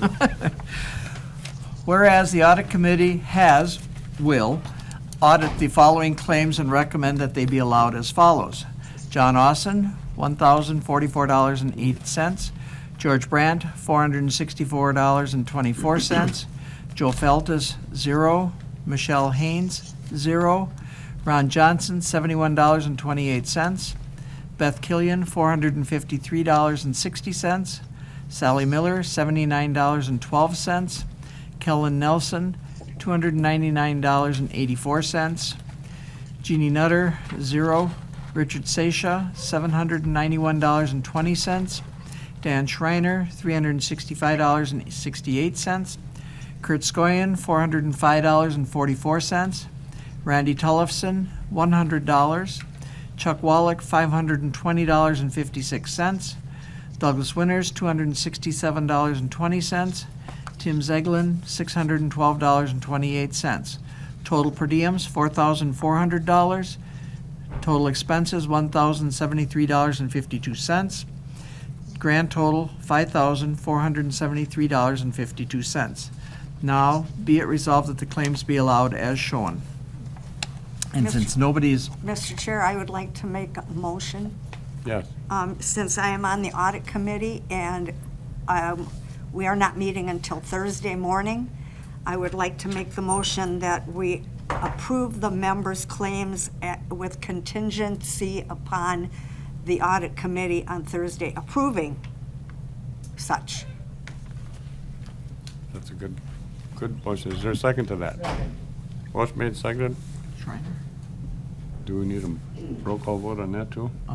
Well, this is the motion to adopt this resolution. Okay. Yep. It's the motion to adopt this resolution with the approval of the Audit Committee. And you know, these sheets come up just randomly, so everybody gets a chance to be first. Bridget Turner. Douglas Winters. Yes.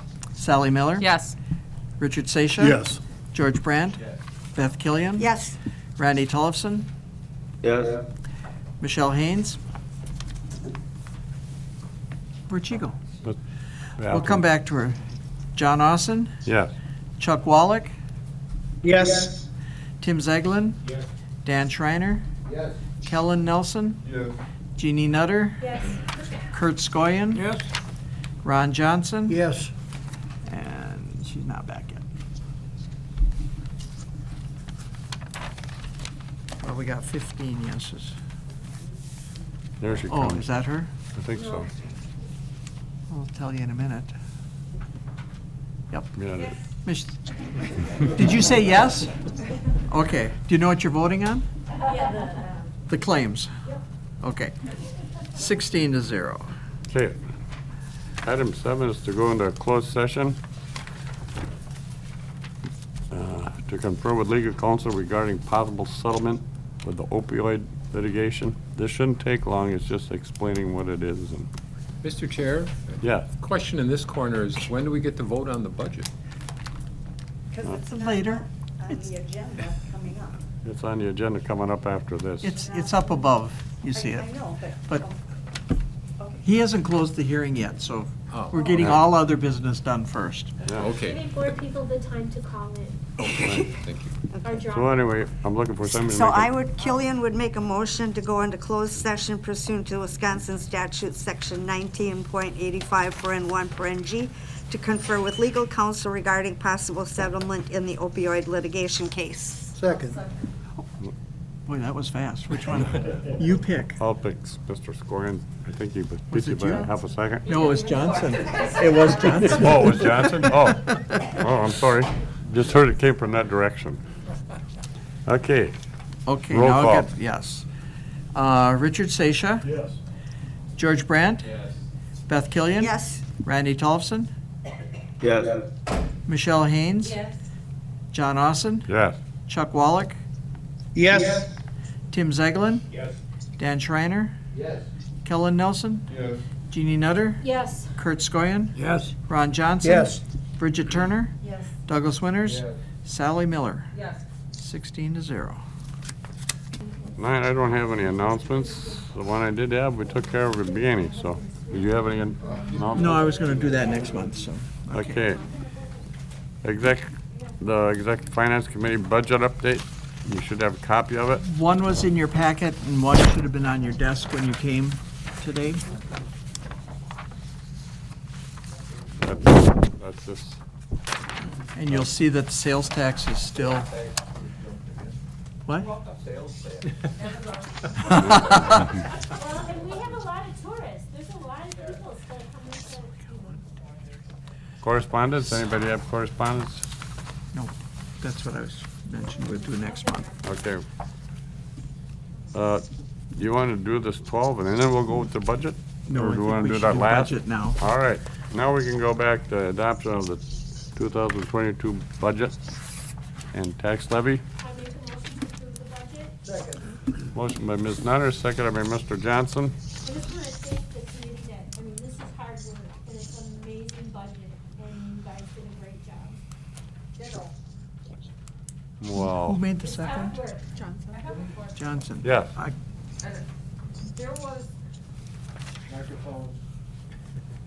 So, did the district attorney's office ever put into the budget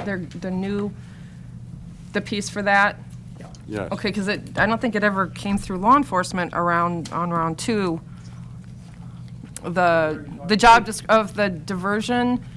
So, I know we approved it being, but did we actually get the job description and salary and all that? Oh, that part I don't know. So is that in the budget? It was in According to budget, the dollar figures are in the budget for that position. Well, it was. Excuse me, Mr. Chair, my understanding was that it was advertised and interviews were done and so forth. I don't know what pardon? Oh, Yes. somebody started last week, so November hopefully the 1st. money got there. Yeah. Are we allowed to know who that is? Yes. Okay. Kind of thought that was going to come back to law enforcement. The final, I remember, I can't. District attorney is under law enforcement committee, isn't it? Yes, yes. the shift to district. All right. Money was allotted, and the last I remember is they were interviewing for positions. But was the project initiation on that position ever done? Do not recall. Paul, do you recall? Text Krista right now and see. I don't know. Because can it be in the budget? We did a 2021. Yeah. Move some funds. There was a resolution, was it last month or the month before? Yeah. Maybe the Finish month out before? 2021. For but- 2021. And that money was to carry over. No, there was no carryover. I don't think it could have carried over. No, not the it way can't was. carry It was to over. go through. That's why I'm curious, was this just going to come back as a new budget amendment, a few months from now, They're or? supposed to be, Hang on. they're supposed to be Okay. doing a grant deal, or, The grant has been submitted, but we won't hear about it for probably, maybe hopefully later this month. okay. I did bring my budget with, I'm sorry.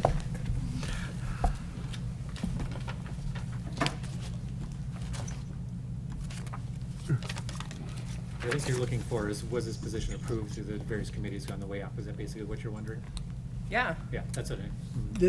The diversion coordinator's salary and fringes is in the 2022 budget.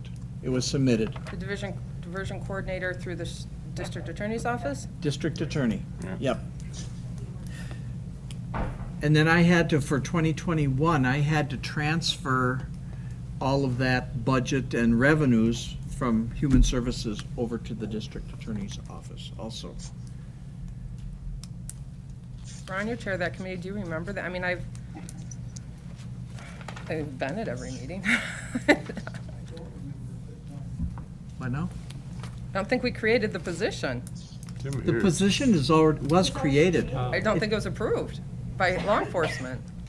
I know it went to personnel bargaining in September, request for diversion coordinator position. So it went there. I haven't gotten to law enforcement yet. I'm sorry, it was in August. It went there. Oh, Nope, there's that's- Krista. The position itself, because we were told at one meeting that would be, that he was working on that, and that would have been August. You want to restate your question for Krista? Yeah, So has for the district attorneys where they took over the diversion coordinator and then a job description and a project initiation, all that was going to come to law enforcement. Did that happen and I just For the diversion coordinator. missed it? Yeah, in the district attorney's office? Yep, I've already gone through the positions and Okay. I'll have to check my minutes when that happened. Okay. All right, thank you. Okay, so as long as it's been done, then it can be in the budget. That was my concern, is if it's coming a couple months from now. Well, my question would be then, since the position was already created, even though it was in a different department, if that position is transferred to another department, is it still the same position? Yes, go ahead. That would be my question. I'm the secretary of that committee, and I don't remember that. Welcome back from your vacation. Thank you. I flew in at 1:30 last night, so I'm here. And it's good to be back. I like my routine. So the position that was in Human Services was half-time diversion, half-time supervisor. What we have now is we have a full-time supervisor, and the DA's office has a full-time diversion position. So it wasn't a position in our office that moved there. We kept our position. We just transferred through a resolution through all of you the revenues we received in 2021 and a fund balance that we had. We moved that to the district attorney's budget for 2021.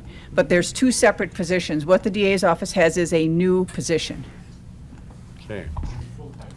Full-time, yes. And Sally, I've looked at the law enforcement committee agendas since July, and I don't see it on there. Right, I'm the secretary of that committee, and I don't remember that being in any of the minutes.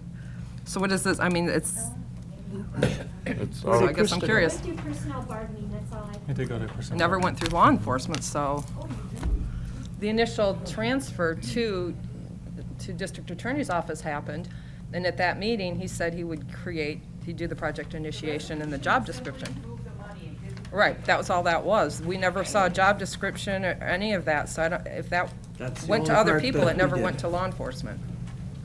Okay, I think seeing how it's in the budget, it's still, the budget can still be passed because the Right. funds are already appropriated in this budget, so I think we should be okay. We have a motion and a second. Do we want any other discussion on the budget? Otherwise, we'll call for the vote.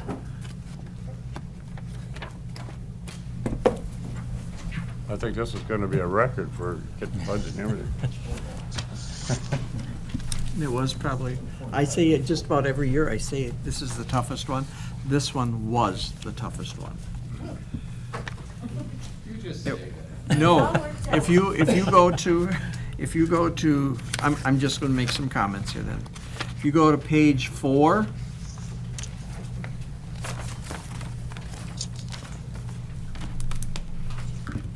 under the revenues, and it's the last one under the additional revenues, which is general fund applied. Last year's budget, we only took 42,000 out of the general fund. This time it's 285,000. And that was a snafu, so. That was partly because our clerk was out with COVID. So we tried to take the same thing out of the budget twice. But then our general fund did grow. Yeah. Yes, So that's the other good thing about it. It's like we is were that- able to do that. It worked out, anyway. So I think we can call the roll. On the 2022 budget, Sally Miller, yes. Richard Seychelles. Yes. George Brandt. Yes. Beth Killian. Yes. Randy Tullifson. Yeah. Michelle Haynes. Yes. John Austin. Yes. Chuck Wallach. Yes. Tim Zeglin. Dan Schreiner. Yes. Kellen Nelson. Yes. Jeannie Nutter. Yes. Kurt Skoyan. Yes. Ron Johnson. Yes. Bridget Turner. I think it would be appropriate for me to abstain. That's okay with me. And Doug Winters. Okay. 15, 0, and 1. Now we're back to item 11. I didn't have any correspondence. Did you? Nothing? Go. Item 12. Looking for a motion to instruct the clerk to pay mileage and per diem. Motion by Mr. Johnson. Seconded by Ms. Nutter. Oh, yeah. Well, that was just in the paper. It actually went down. It went down. Lift up your chair. Debbie Foss could tell us. Yeah, that's what did It it. is, The mill rate is 6.191, so. What was it And last? last time it was 657, I think. So it did It drop. went down like a half a point, or 4/10. Anyway. So, a vote to pay the mileage and per diem. Roll call. Randy Tollefson, Yeah. Michelle Haynes. Yes. John Austin. Yes. Chuck Wallach. Yes. Tim Zeglin. Yes. Dan Schreiner. Yes. Kellen Nelson. Yes. Jeannie Nutter. Yes. Kurt Skoyan. Yes. Ron Johnson. Yes. Bridget Turner. Yes. Douglas Winters. Yes. Sally Miller. Yes. Richard Sasha. Yes. George Brandt. Yes. Beth Killian. Yes. 16-0. Okay, next meeting is December 20th, a regular time, 7 PM here, and Pound that gavel. we can adjourn this meeting at, what? Oh, that's something you didn't do. You didn't close the public hearing on the budget. That's right, you can do that. Okay, I'm closing the public hearing, bang, at 12:29, and at 12:30, closing the county board meeting. Thank you.